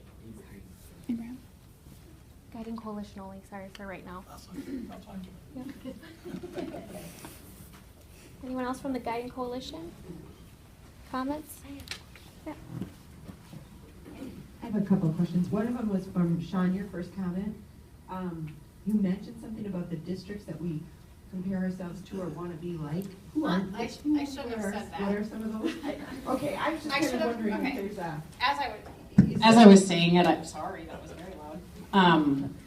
Those weren't exactly the words I want to be like, or I wanted to say. But we are going to be one of the top, if we are a one high school community, we will be one of the top 5 largest high schools in the community. And throughout the referendum process last time, I heard a lot of people say, Wayzata does it well, Minnetonka does it well, Eden Prairie does it well, Edina does it well. Let's do that. So that's all I was trying to say is, if we are going to be comparable in size, I would like to be comparable in success. Agreed. Okay. I was just curious, because that's kind of the same stuff I heard in the very first night that we met as a coalition. One of the things we talked about was, what do we want for the kids in the schools? And one of them was kind of this pride of where did you graduate from? And everybody was kind of throwing out those names. Oh, the Tonkas and the Wayzatas and this and that. And those are all one big school. But then yet you turn around and you kind of think, well, is my child going to get lost in one big school? Are they not going to have opportunities? But really, maybe they're going to have more. I guess I believe that whatever we do will be good. We just have to do something. I mean, something has to pass, obviously. So that's, I mean, just a point. And then I had one other thing here. Kevin, when you were saying, you had mentioned the fact, like, I think with Rod coming in, where you came in, and these decisions had been made, and a lot of the research had been done, but there's a lot of new players, and I'm sorry, I don't know who was on the board when the decision for the existing high school was laid out and things like that. But you kind of stepped into it in a strange place, and in conversations with John McBroom, that was all on purpose. Maybe it would help to have, and I don't know if it's legal, possible, ethical, whatever, but maybe some of the folks that were involved in those should be kind of helping lead some of the campaigns. I mean, if people think, oh, I don't know if I can trust this new Rod Thompson, but I really like that John McBroom, well, maybe John McBroom becomes a voice for this. It's just a thought. I don't know. He was on a video or something. Yeah, he was on a video. Yeah. And then the documentation, that newspaper insert was so much information. In my business, I work in a funeral home, and I work with a lot of people that are 60 and older. That's too much. They're just like, wow, that's almost, I couldn't even read that. I didn't even know what that meant. And I'm surprised also in the people that I run into who have kids in school and don't even know anything about what's going on. It's shocking to me. But, so I mean, I think you're trying. I just think sometimes it has to be spoon-fed a little bit, bullet points.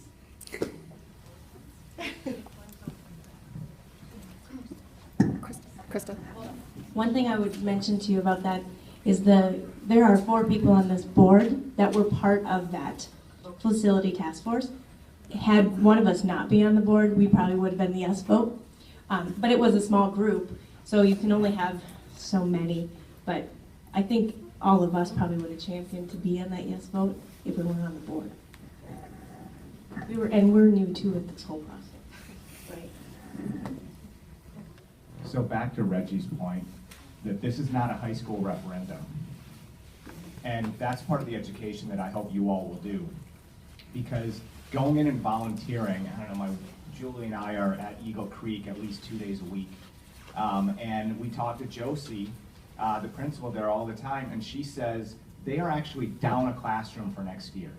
And I joked with her that, well, we can take your conference room and you can put a bunch of kindergartners in your conference room right next to your office. And she said, that's not a big enough space, right? And so part, I think, of the education that has to be done, not only by the board, but then by the Yes Coalition people, whether it ends up being 1 high school or 2 high schools, is that this is not a high school referendum.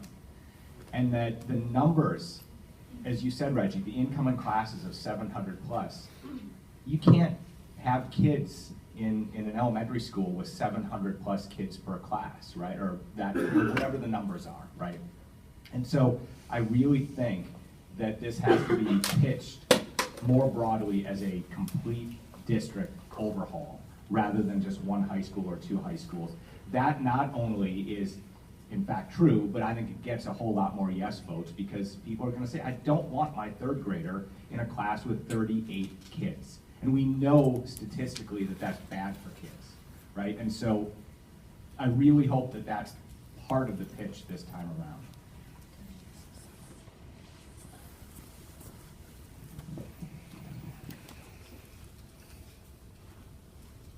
The Guiding Coalition?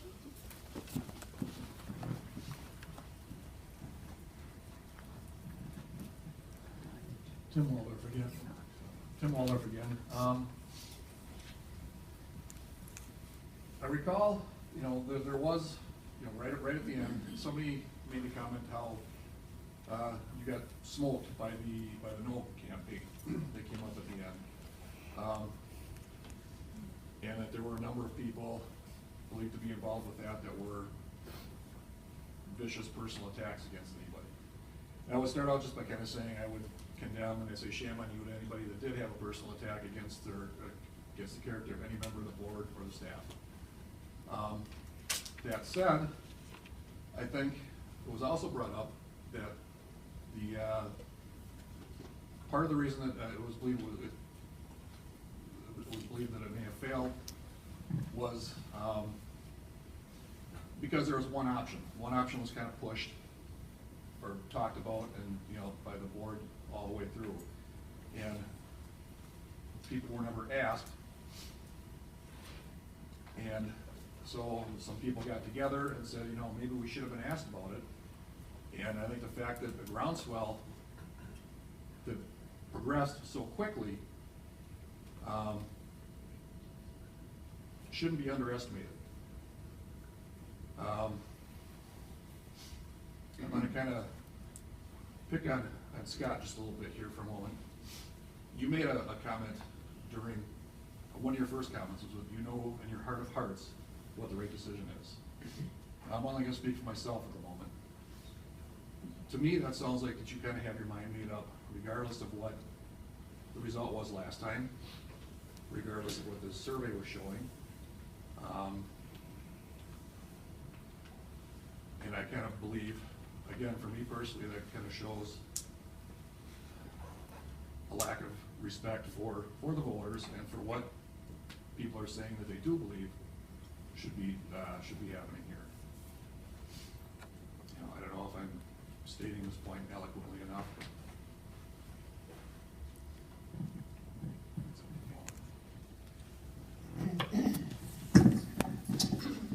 I will answer you, Tim, by just saying, I know what I believe.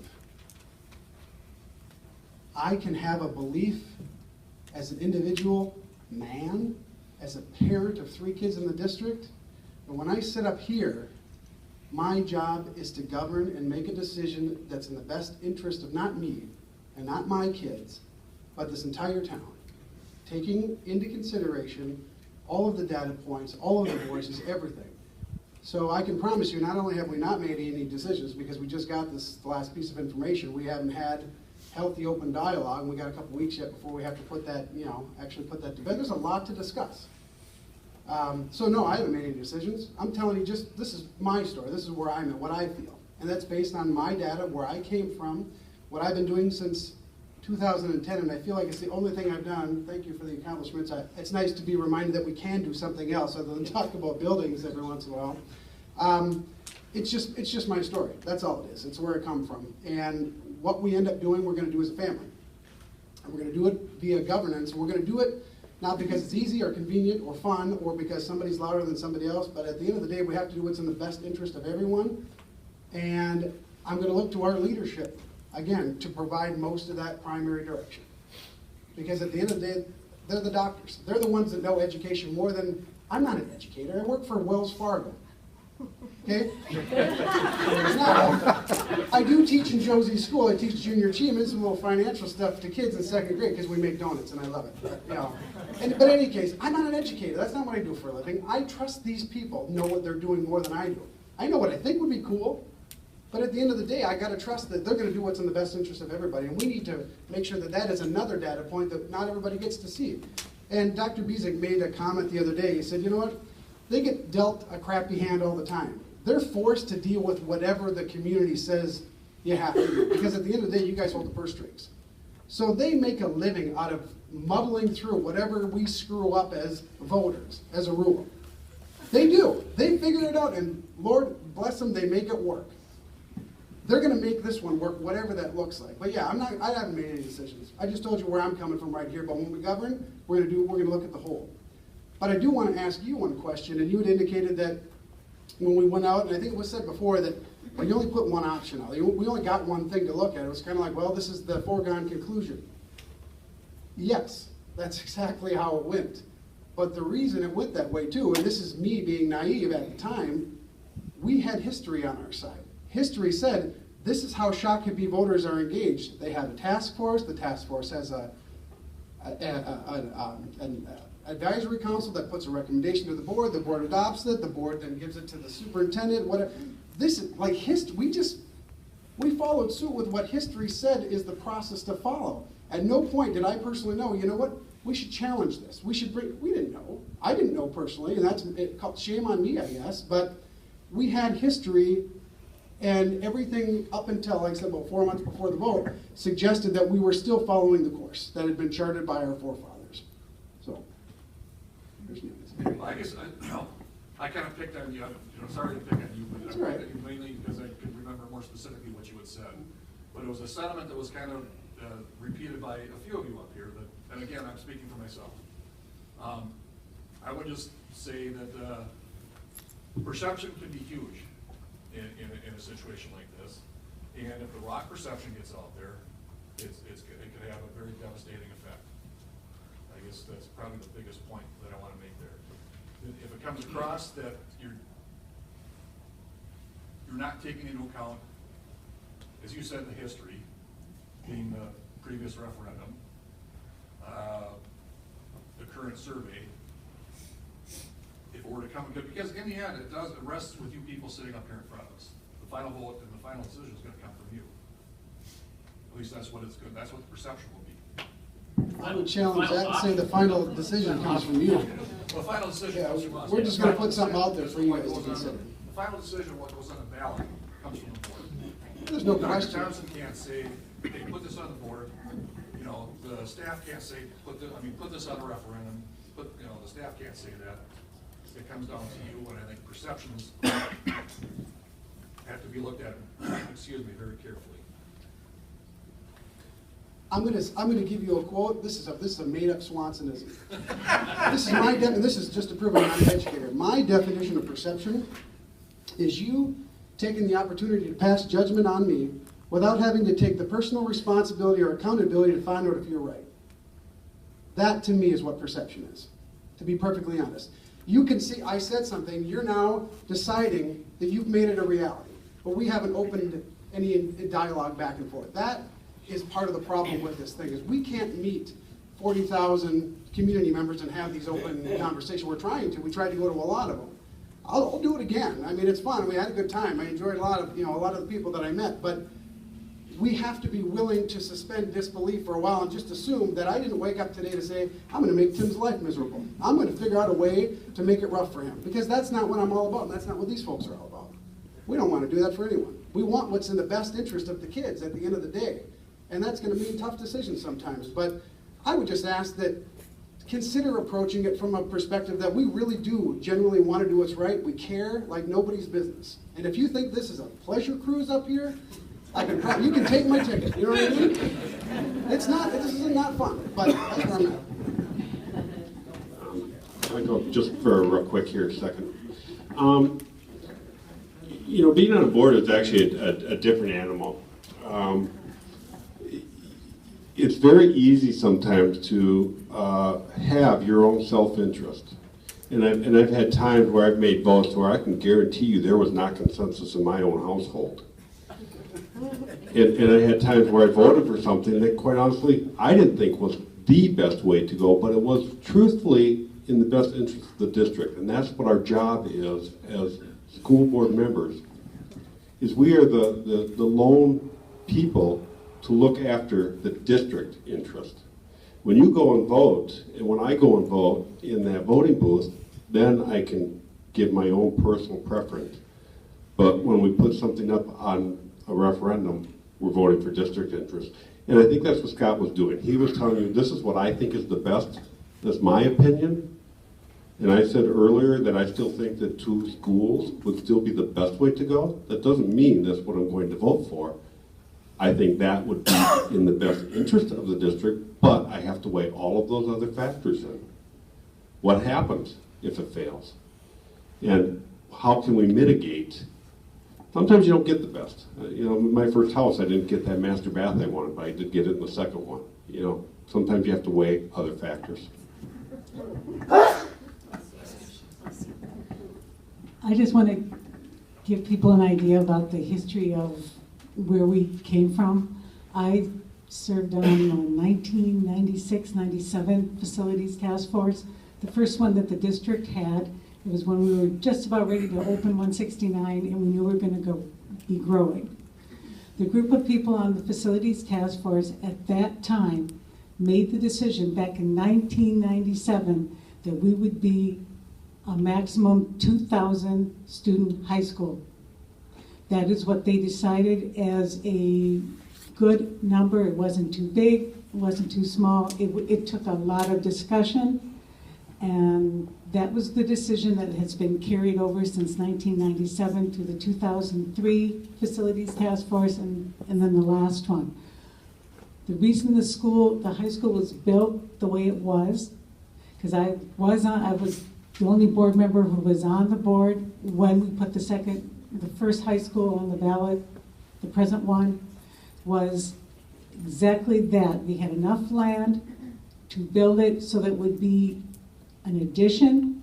If we did not continue to grow, we would add on the addition. If we didn't have enough student enrollment to build another 1,600 student high school, that is what we would do. And we built it, we designed it, the commons, everything to be a maximum of about 2,000 to 2,100 students. Okay, then we thought that the next high school we would build would also be 1,600 because we wanted to duplicate as much as possible to keep equity between the schools. If we didn't have enough to build a third high school of 1,600, we would still have the option of adding on to the schools. That is why the addition was there in the first place, was to keep options open for the next board. And with so much undeveloped land in the city, we didn't know how much would end up commercial, how much would be residential, how many baby boomers would be living here that would have kids. So we kept our options open, and that is, you know, it wasn't something that we sprung on people at the last election that, oh, we want to build a second high school. This was something that has been in the works since the Facilities Task Force in 1996.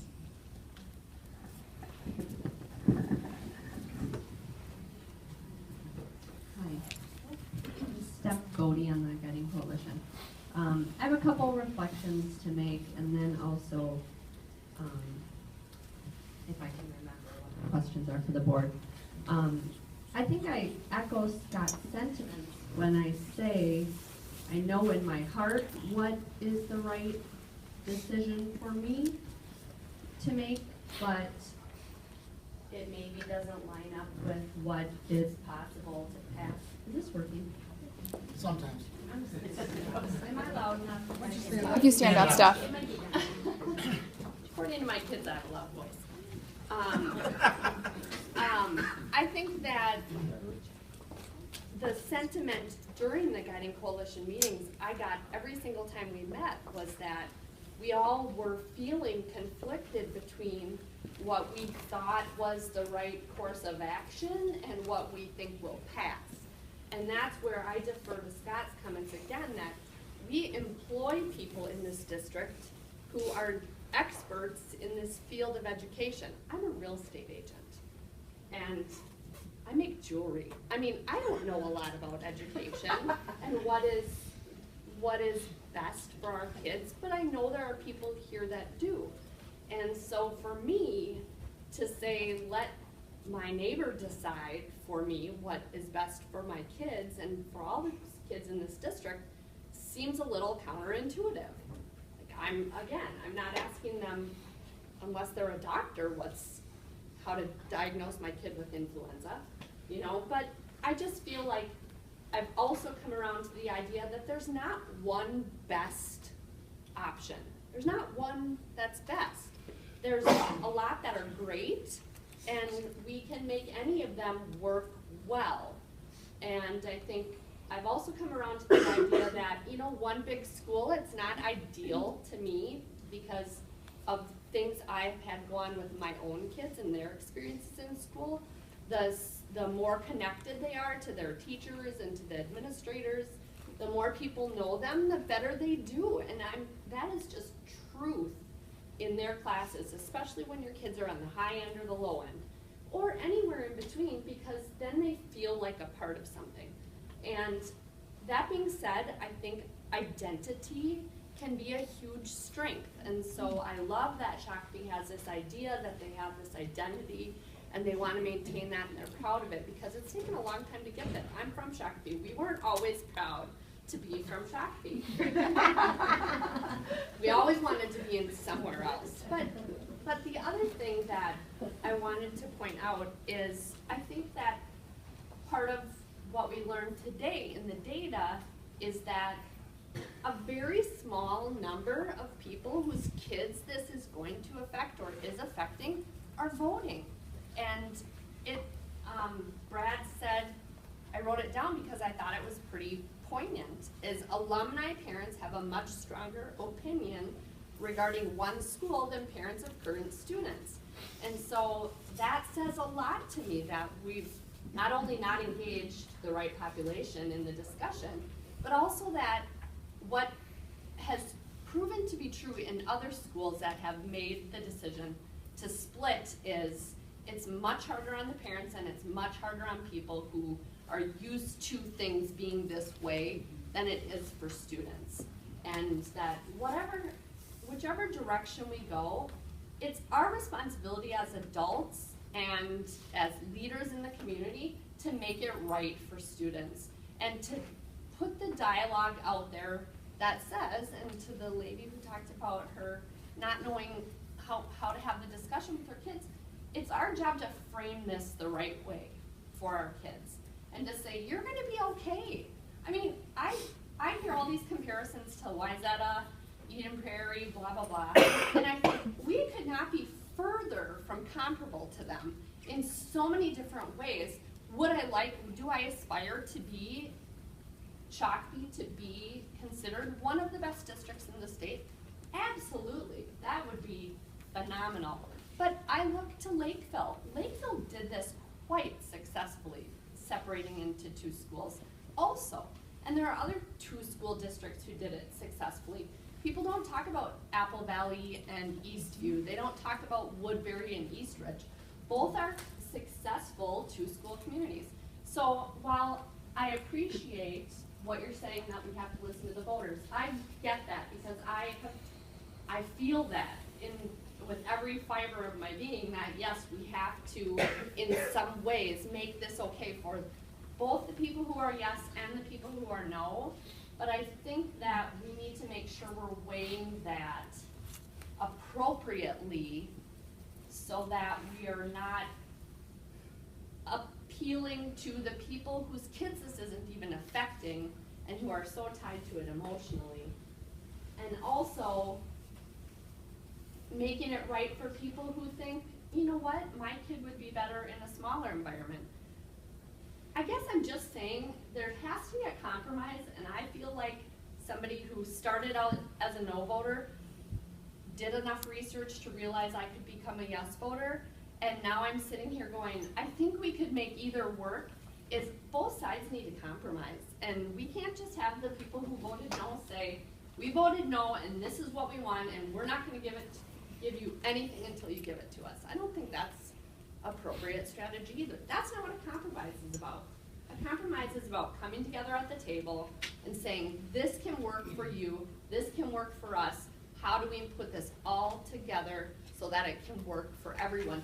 You might not get everything you want, you might not get everything you want, but let's put together a package that everybody can be content with. Whether you're happy with it or not, you have to be content with it. I just feel like that's where we need to go, and that's what I felt every time I left the Guiding Coalition meeting. My husband gets so sick of me talking. I'm like, oh, it's just like we have to balance this. We have to do what's right for students, but we also have to do what can sit okay with the voters, and you have a tough job ahead of you, and I hope we can get there. I know we can get there. So I appreciate what Steph just said, and I'm sitting here thinking, reflecting. Project yourselves out about a month, a little bit more than a month, and we, in order to make the May referendum vote, we have to have a first reading on the ballot question. I want to say it's January 26th is our meeting, and then we have to take a second reading in February. So my point is, 5 weeks from now, you're going to see one way or the other what this board's going to determine. We've got people all across the spectrum in here. We've heard them tonight.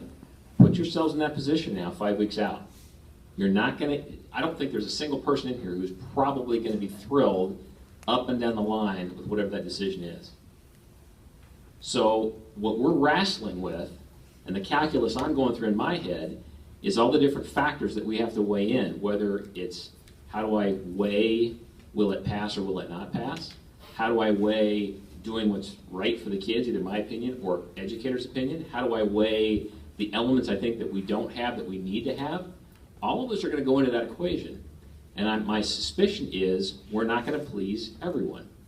So put yourself in that position now and think, are you going to be a supporter because it's 80% of what you want? 60% of what you want? Are you going to think of the kids in the community if it's not what you want? That's going to be the interesting dialogue. And to Kevin and to others who said, we got to get out there, that's what we have to do. We can't campaign, we have to inform, and we will be doing that. We thought we did that last time. Believe me, it wasn't from lack of effort, and I hope you all appreciate that. The hours that we all put in countless meetings, and maybe Kevin didn't see us at all of them, but we were there. We'll do it again.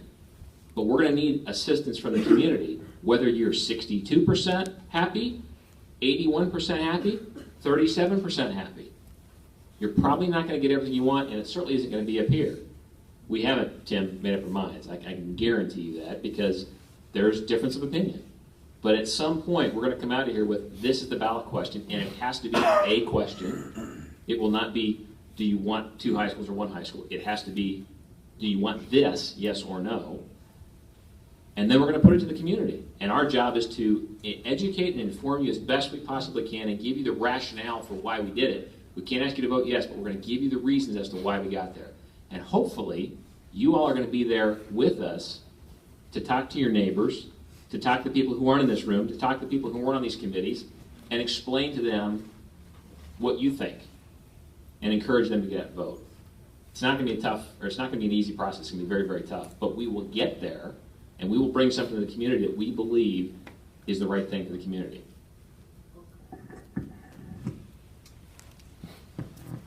I'm sorry. On to my question. My question was for the board, is it conceivable that what you decide might not look like any of the options we've already talked about? Yes. I would say anything's conceivable. Is it possible? That's a different question. Can I ask you a question? Can you give us a for instance? For example, could we see an addition to the high school on a smaller scale with plans for another building as well? Could we see, maybe a CAPS Academy type building? Could we see a short-term addition to the high school with plans for using the other site when things grow? Is there a short-term solution that can be worked into a long-term solution?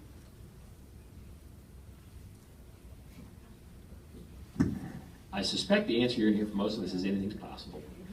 But we also had, and I'm sure we've got some people in here who were on the facilities committee, we had 100+ people go through that process, looked at 21 variations of options and narrowed it down to 4. So I think we have to be respectful, not accepting necessarily, but we have to be respectful of that process. So yeah, it's entirely possible there could be a variation of one of these But understand, the options they came up with are not greatly different than what the options were that the 4 of us on the Facilities Task Force in 2010 came up with. There's only so many variations on a theme. So yes, Steph, I'd say it is possible. And that's part of the dialogue we're going to have when we go off-site and we hash it out. I won't venture a guess to say how probable that is, but I'd say anything's possible, absolutely. Just thinking out loud here now more than anything, but it's also quite possible we do 1,600 student addition, have the room for the 9th grade students to move up, but then also build a CAPS Academy within inside the walls of that addition too. So there are different ways of thinking about anything.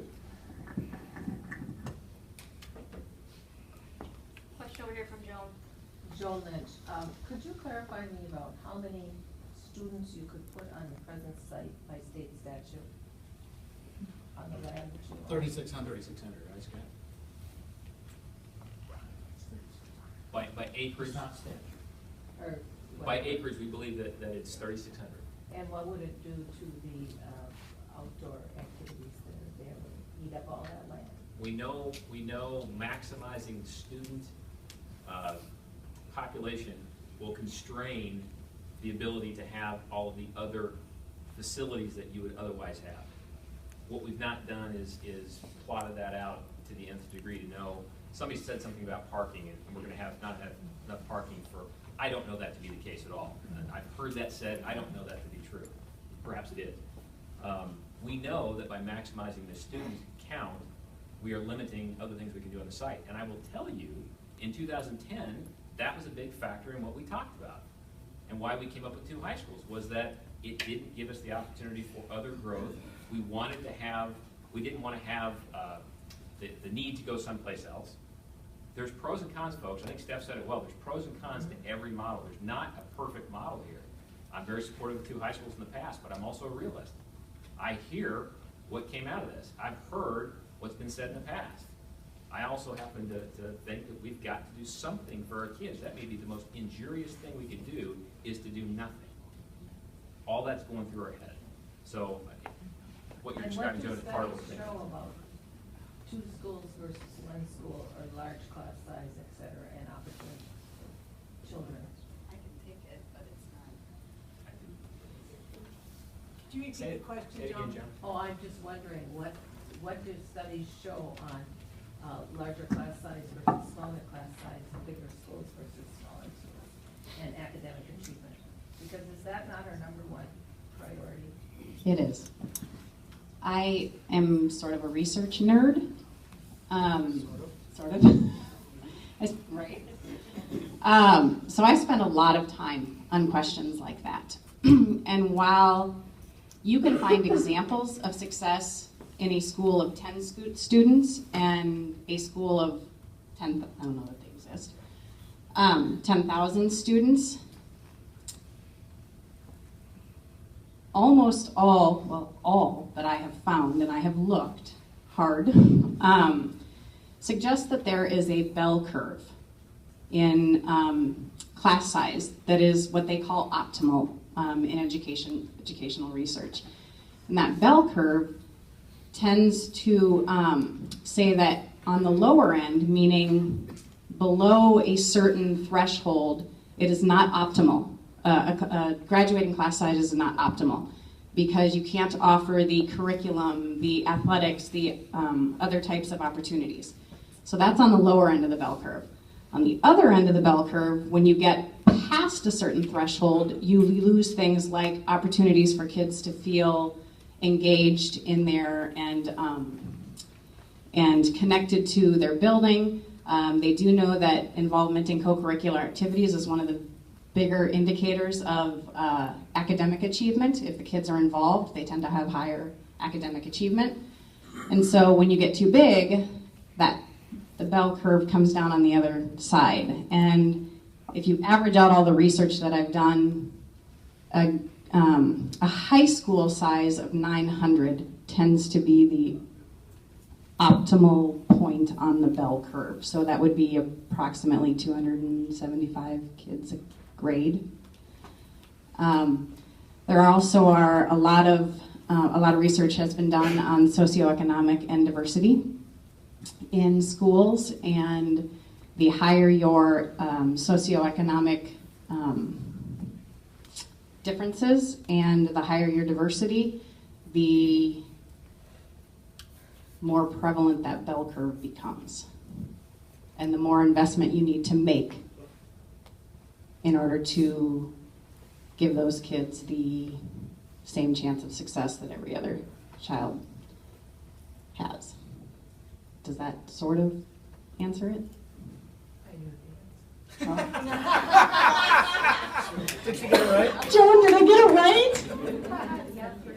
Yay. Thank you. I want to ask you guys a question now. It's not really a question. It's kind of a statement. And this is, since we're being honest and being this, that's what this is all about. I want to talk about sports for a second and say that yes, there was an active vote no committee that came out of the woodwork, a couple months before the vote.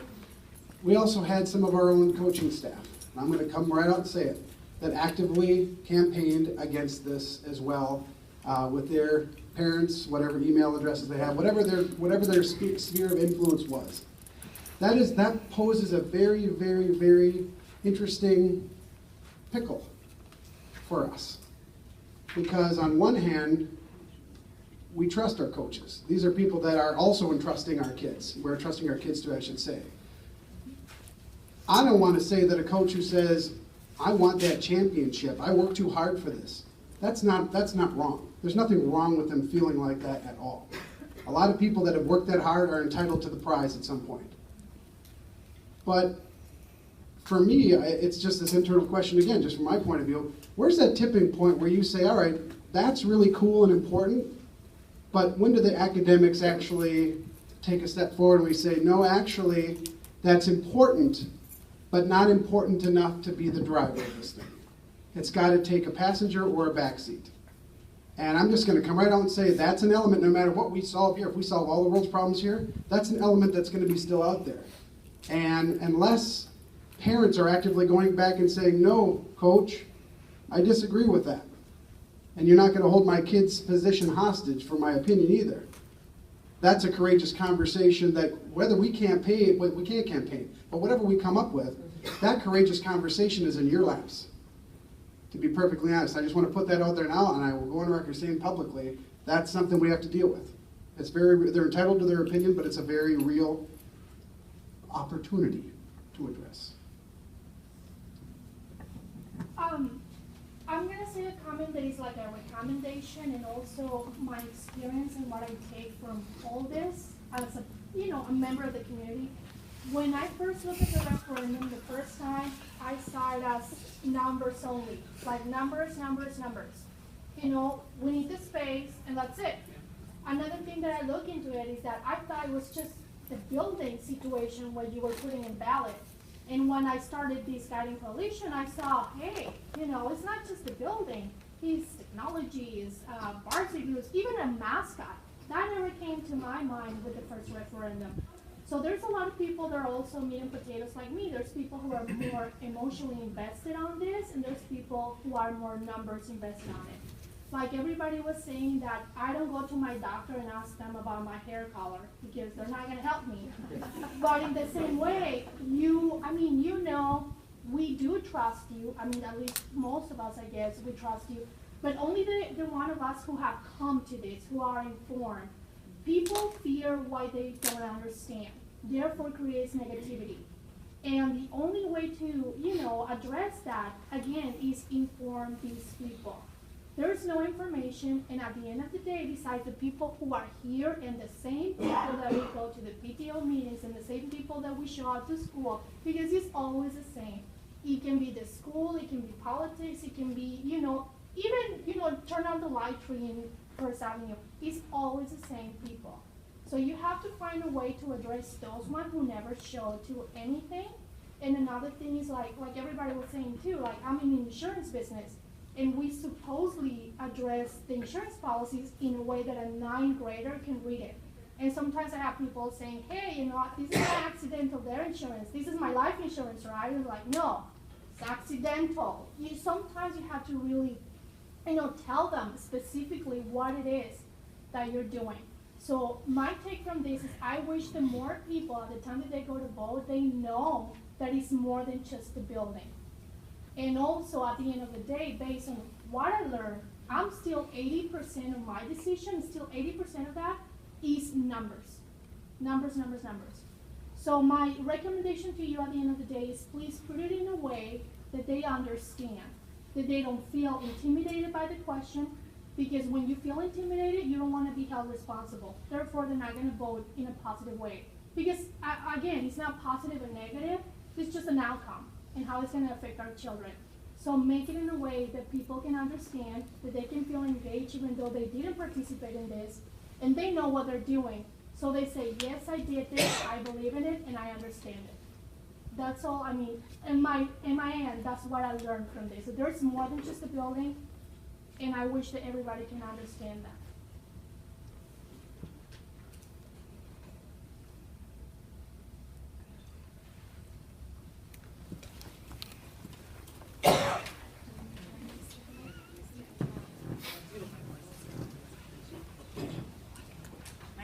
Laura, and I am part of the Guardian Coalition, and I have a couple of points here after listening to all the different comments that have been made. I guess if you could speak right into it, you're good. Okay. First off, I think, and Mr. Lane, you addressed this too, I think we have to be part of the Yes Coalition. There's a lot of negativity that was out in the last referendum, and their voice was very loud. I think those of us who are in the Yes Coalition, and by that I mean regardless of the option that's put out there, we know that we need something done. We know that we have a crunch that we have to address. So those of us in the Yes Coalition needs to be the voice out in the community. We need to be louder than the negativity. We've been in several meetings, we've gotten all kinds of information. We need to be able to disseminate that information to the people that we talk to, whether it's through social media or just day-to-day conversation. The other point is I think that we don't give our kids enough credit for their ability to adapt. They're in a social environment and a technology environment that's changing daily, and they seem to adapt very well. So regardless of the option that we put on the ballot and that passes, they will adapt to that. I truly believe that. And lastly, Ms. Hallett, you made some very positive comments about the school board and our district folks and our district as a whole. I think that information has to go out to the public as well. We need to campaign the positive things about this school district and what we have accomplished so that people's perception of the district changes.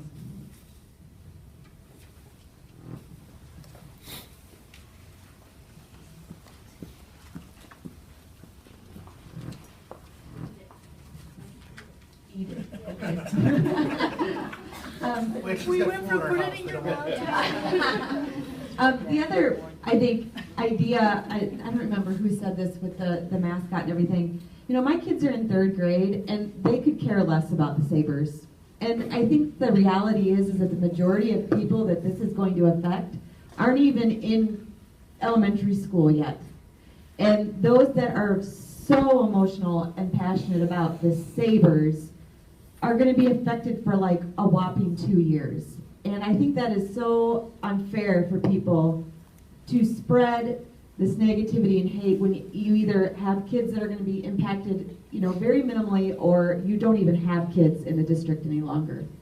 And so my kids, I've talked to them about it, and they're like, we don't care. You know, yeah, Sabres are great, but I get to be something else possibly? That's even more exciting to them.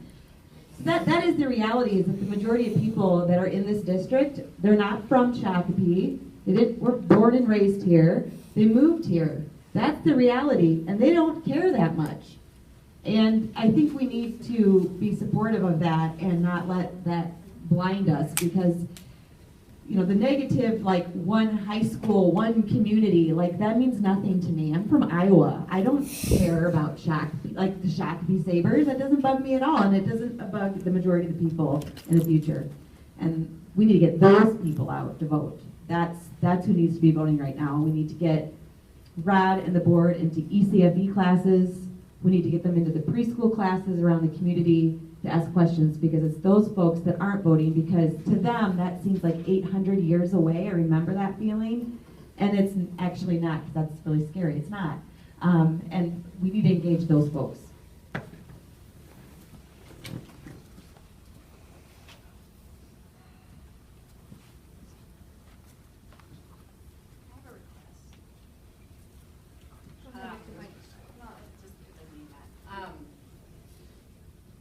I know this is for the Guiding Coalition, and maybe it's a conversation afterwards, but if Ibrahim had some thoughts, and I would love to hear them.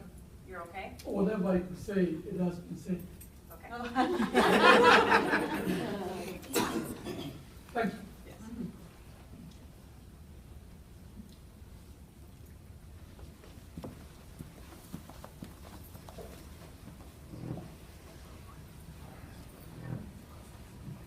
I do just have one statement, kind of going back to what you just said.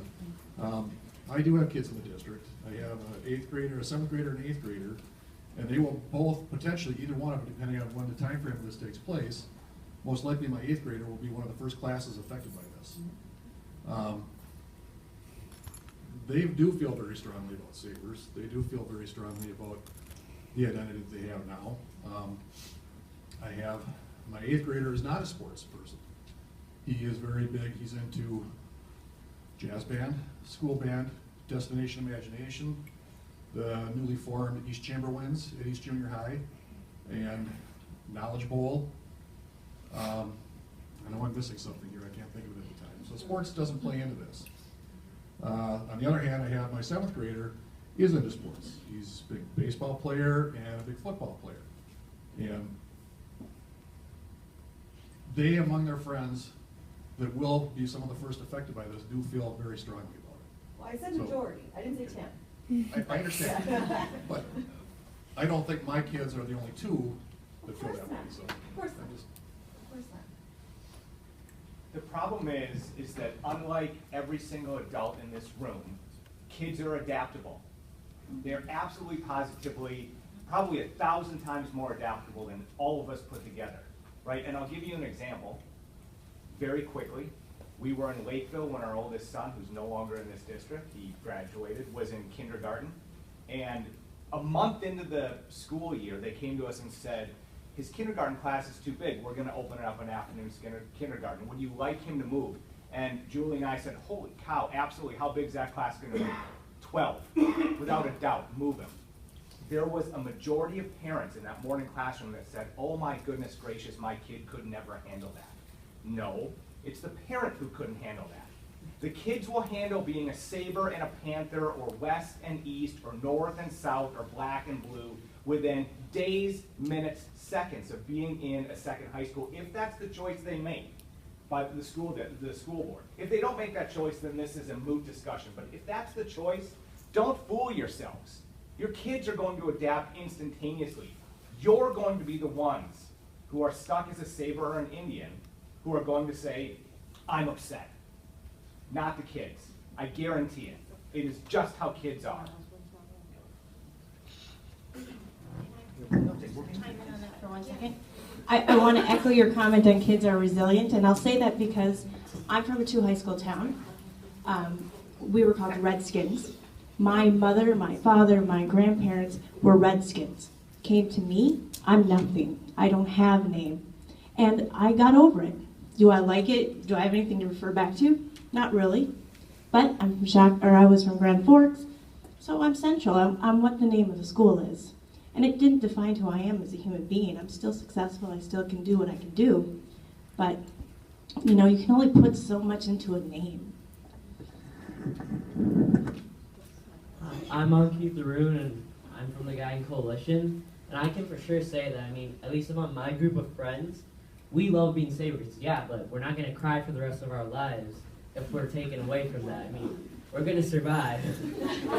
So, yeah, some of us might not like being removed from Sabres, but yeah, like over 2 years, we're going to get over that. We're going to move on. Like, some of us want to move on. We want to be something new.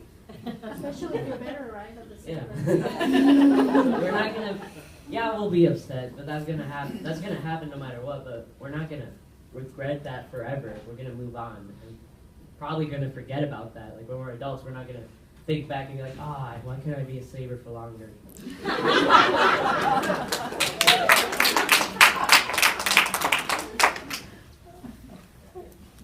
Anybody else?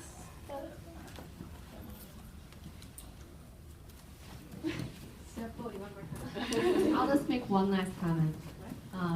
I've gotten to know the administration and have had dealings with Mr. Orlowski and JPU when they were principals at my kids' schools.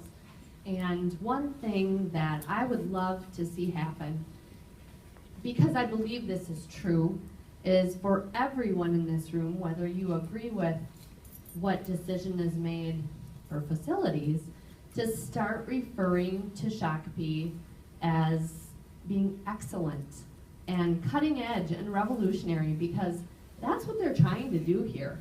They really, I believe that with everything I have, that the administration here and the school board, my daughter's a 6th grader, and what these kids do with their iPads blows me away. We're driving in the car and my kid's in the back seat doing her homework. And for that to be available, we had an iPad, so it's not a huge deal for my family, but I was at the iPad rollout night helping kids set up their iPads. The look on some of these kids' faces when they put their hands on an iPad for the first time was, it was like Christmas morning, and they got everything they wanted, because it's the language they speak. And so with technology and with the different ways that education can be structured, I truly believe Shakopee is poised. We are poised to become something great. And I can see us 5 to 10 years from now, people saying, yeah, man, I want to be in Shakopee. We're not going to be losing kids for reasons which, in my opinion, are kind of overestimated in other districts, but we really have the opportunity here, but it has to start with all of us. All of us have to start engaging in what's positive in this district, what's going on, what people are attempting to do. And I believe that everyone in this room really cares about that and has a voice and, can bring that forward to the different populations that we talk to. And it has to start with us. Negative conversation can start with us, or positive conversation can start with us.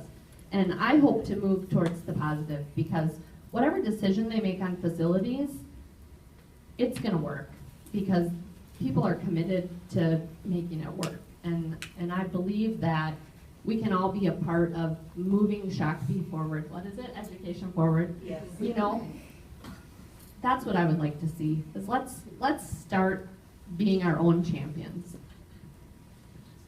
I just wanted to make a comment on something Sean said about, look what we have accomplished in this district, and then think about what Angela told me is we have one of the most cohesive boards that I've served on, and look what we've accomplished while we're dealing with is building another building.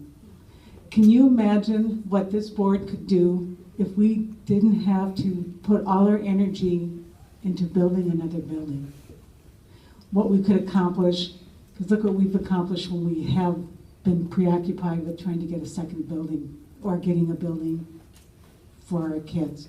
So what I would like to ask everybody here, and I think it's been echoed tonight, is to sign up to be part of Citizens for Education, campaign for the district, for the students in this district, not for the school or anything like that or what we build, campaign for the students of this district and give them what they deserve.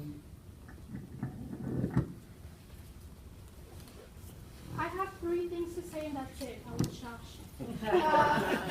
The first thing is I want to thank this young man here, because since the Guardian Coalition started, he has always been present in every single meeting. You always said something, either parking or what you just said right now, but it was always something coming from your generation. So appreciate that. The second thing, I'm gonna say 3, I said 3, yes. The second thing is like, I learn a lot from everybody in the room. There's sometimes that a parent or somebody else made a comment that made me feel stupid, and that led me to make a research, and I learned. So thank you for, without saying names because I can't remember names, but a lot of you taught me a lot of things without you knowing. And the third is that I do appreciate that you opened this dialogue between you and the community. And you're making a good job. Sometimes not just you, we have to engage too. But every single time that I had a question, all of you were available for me. So I appreciate that, and I thank you for the time that you spent listening to our crazy parents' ideas and whatnot. But no, I do thank you that I do learn a lot from you during this month, and I know it's coming to the end, so thanks.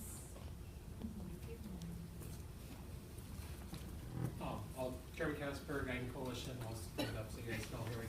A couple of things I just want to say is, let's make sure we also keep the conversation not just about the high school building, that it's also middle school level, that we're talking about addition to the junior high to get space crunch there, that this is going to provide space for K through 5th grade that we're also seeing the very big crunches into. I think sometimes we get so caught up in this addition versus 2 high school thing that we lose fact that really what we're looking at is a K-12 solution here. Then the other thing is, Mary, hasn't been just the facilities that has done it. I mean, as a Guiding Coalition, we've talked about the secondary design team, their recommendations that the board approved in August.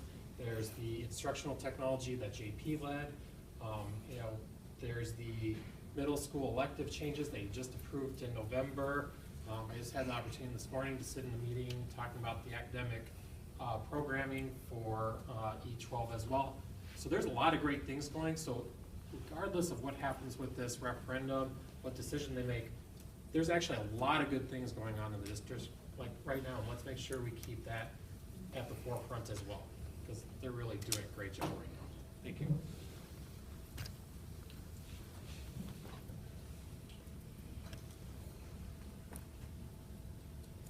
So Mary, I might suggest that you adjourn the large group, and then that'll give everyone 15 extra minutes to visit with you.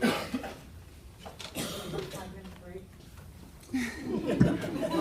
Give us a 5-minute break after we adjourn, please. I'll entertain a motion to adjourn. So moved. Second, is there a second? I second. Okay, thank you, Sean. All those in favor signify by saying aye. Aye. Those opposed?